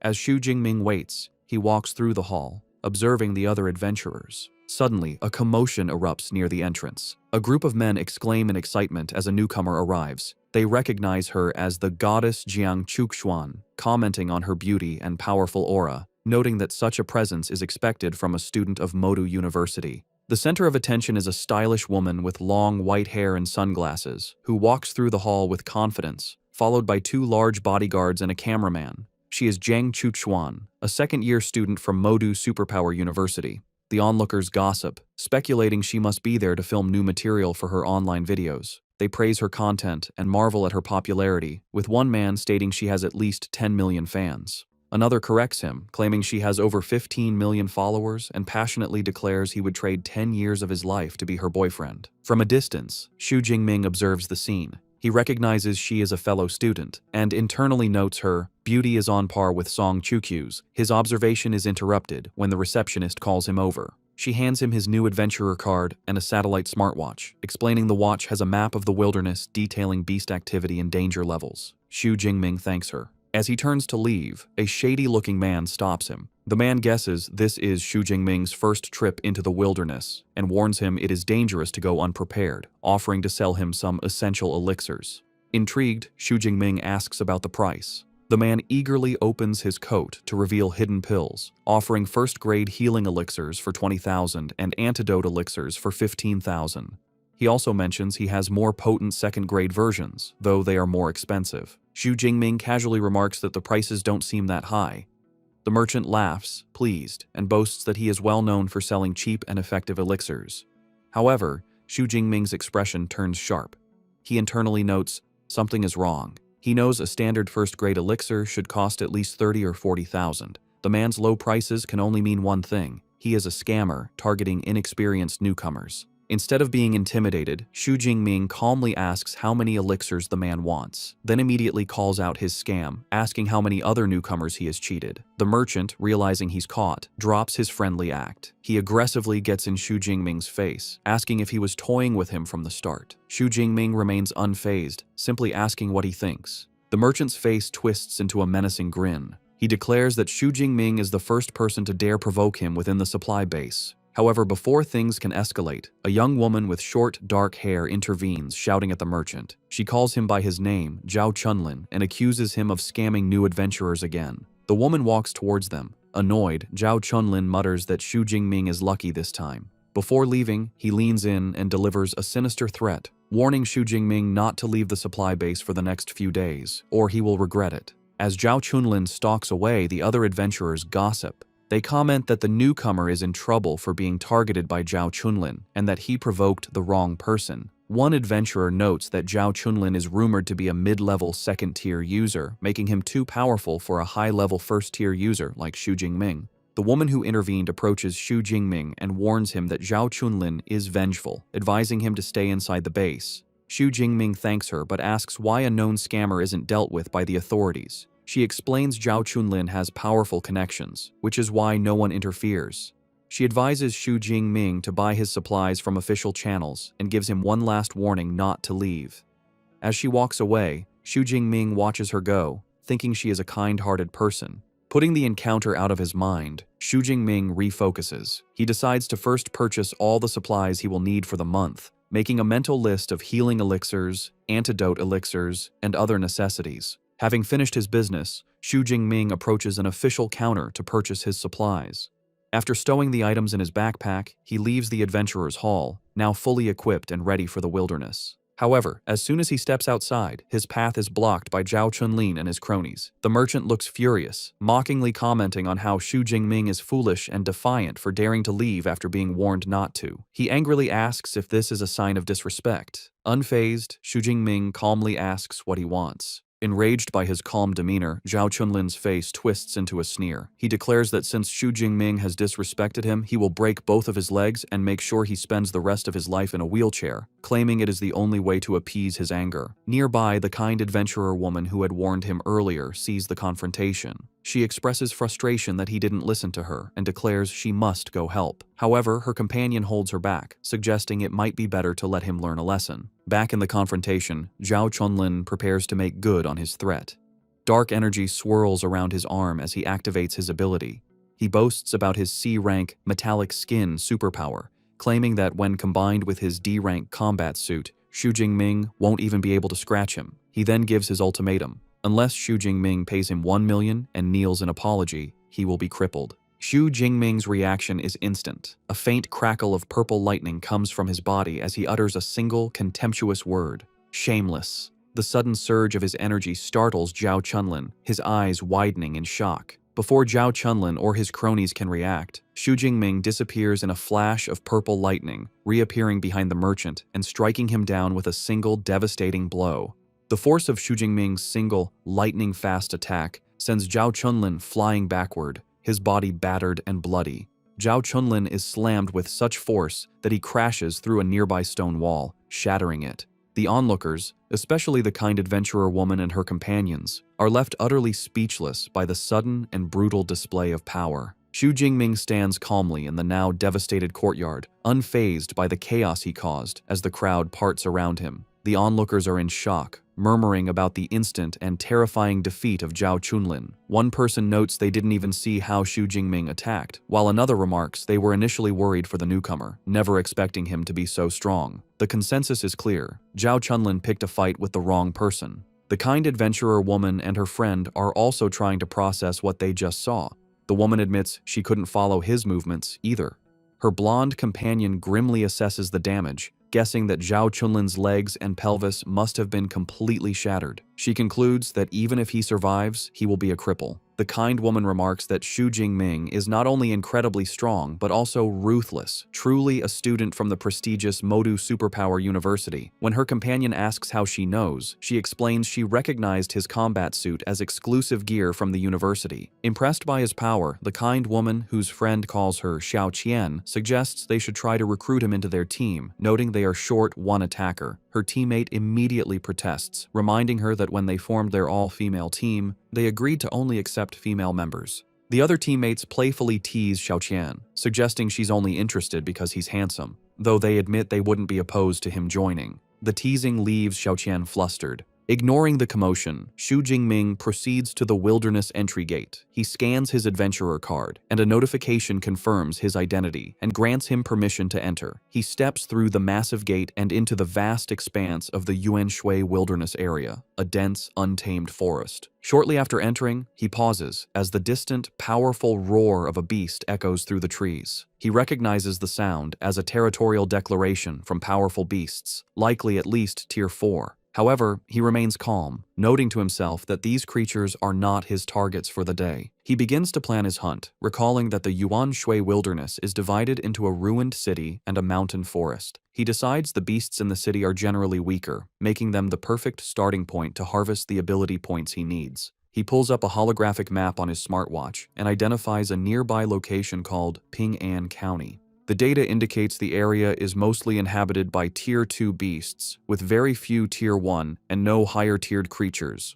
With its large area and an estimated 500 to 600 beasts, he concludes it is the ideal hunting ground. With a determined cry, Xu Jingming declares his arrival in Ping'an County and breaks into a full sprint, his body covered in a faint blue aura as he moves with incredible speed through the forest. He soon enters the desolate, ruined streets of the county, where his presence immediately attracts a ferocious, wolf-like beast that lunges at him from the shadows. Xu Jingming calmly identifies his attacker as a Tier 2 Shadow Cat, seeing it as a timely delivery of ability points. However, as he prepares to fight, he suddenly clutches his chest in pain. He feels the violent, negative emotions from the Thunder Tyrannosaurus blood stirring within him, filling him with an overwhelming urge to kill. He realizes the more he tries to suppress this impulse, the stronger it becomes. A savage, manic grin spreads across his face as he decides he has had enough of holding back. Unleashing a torrent of purple lightning, he embraces the bloodlust, his sudden transformation, and terrifying aura leaving the Shadow Cat frozen in fear.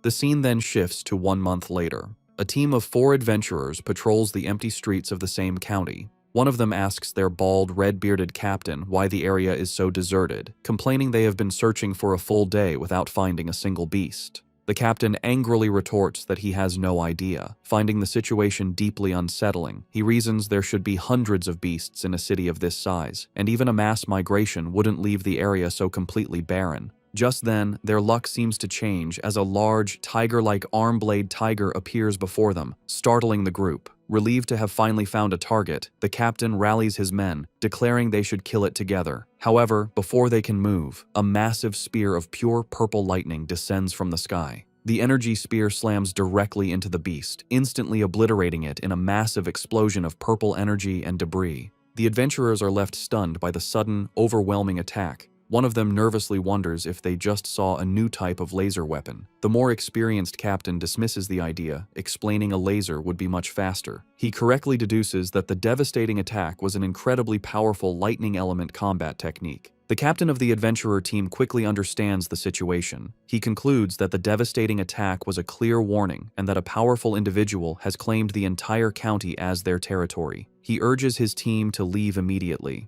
His men scramble to follow, with one commenting on how terrifying the lightning spear was, while another finally understands why they couldn't find any beasts. They had all been wiped out by this powerful lightning user. The captain yells at them to hurry, fearing the consequences if they linger and anger the mysterious powerhouse. The scene shifts to reveal the powerhouse, Xu Jingming, perched calmly on a high-rise structure. A system notification pops up, confirming his kill of a Tier 2 arm-blade tiger and awarding him 19 ability points. He reflects on his progress, pleased that after reaching a high level of proficiency, his Thunder Spear technique now has a range of over 1,000 meters. He then pulls up his status panel to review his accomplishments over the past month. By accumulating over 8,000 ability points, he has advanced from a high-level first tier to a high-level second tier user, and his thunder indestructible body has broken through to the third level. He also proudly notes that he has managed to raise several of his A-rank combat techniques to the intermediate level, a feat he believes no one else could achieve in such a short time. Having cleared out the entire county,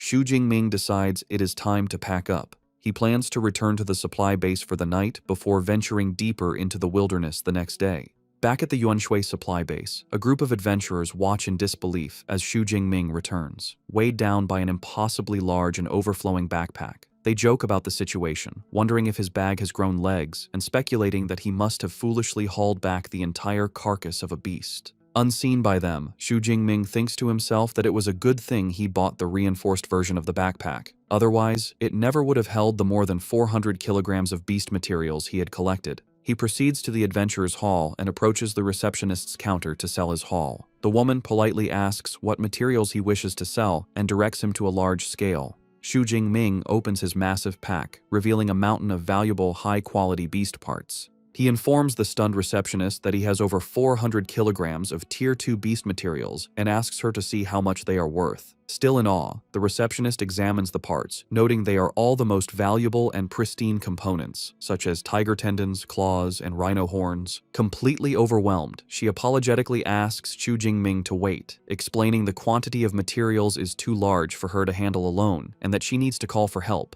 Shortly after, a well-dressed man, with 2 female attendants in red dresses, approaches.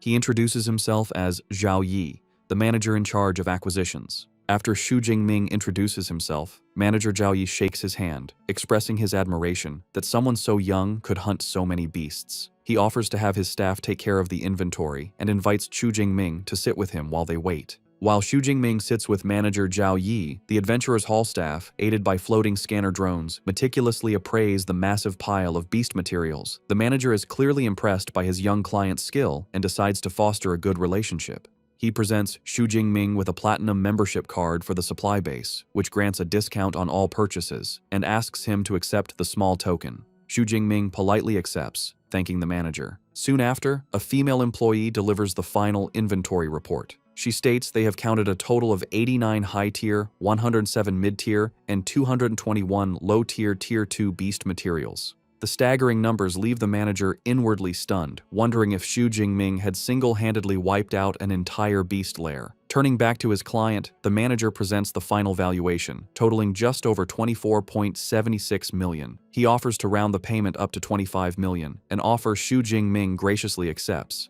A moment later, Xu Jingming receives a notification on his phone confirming the deposit, bringing his new bank balance to over 29 million. He smiles, realizing he has become incredibly rich overnight. As he prepares to leave, manager Zhao Yi gives him his business card, inviting him for tea sometime.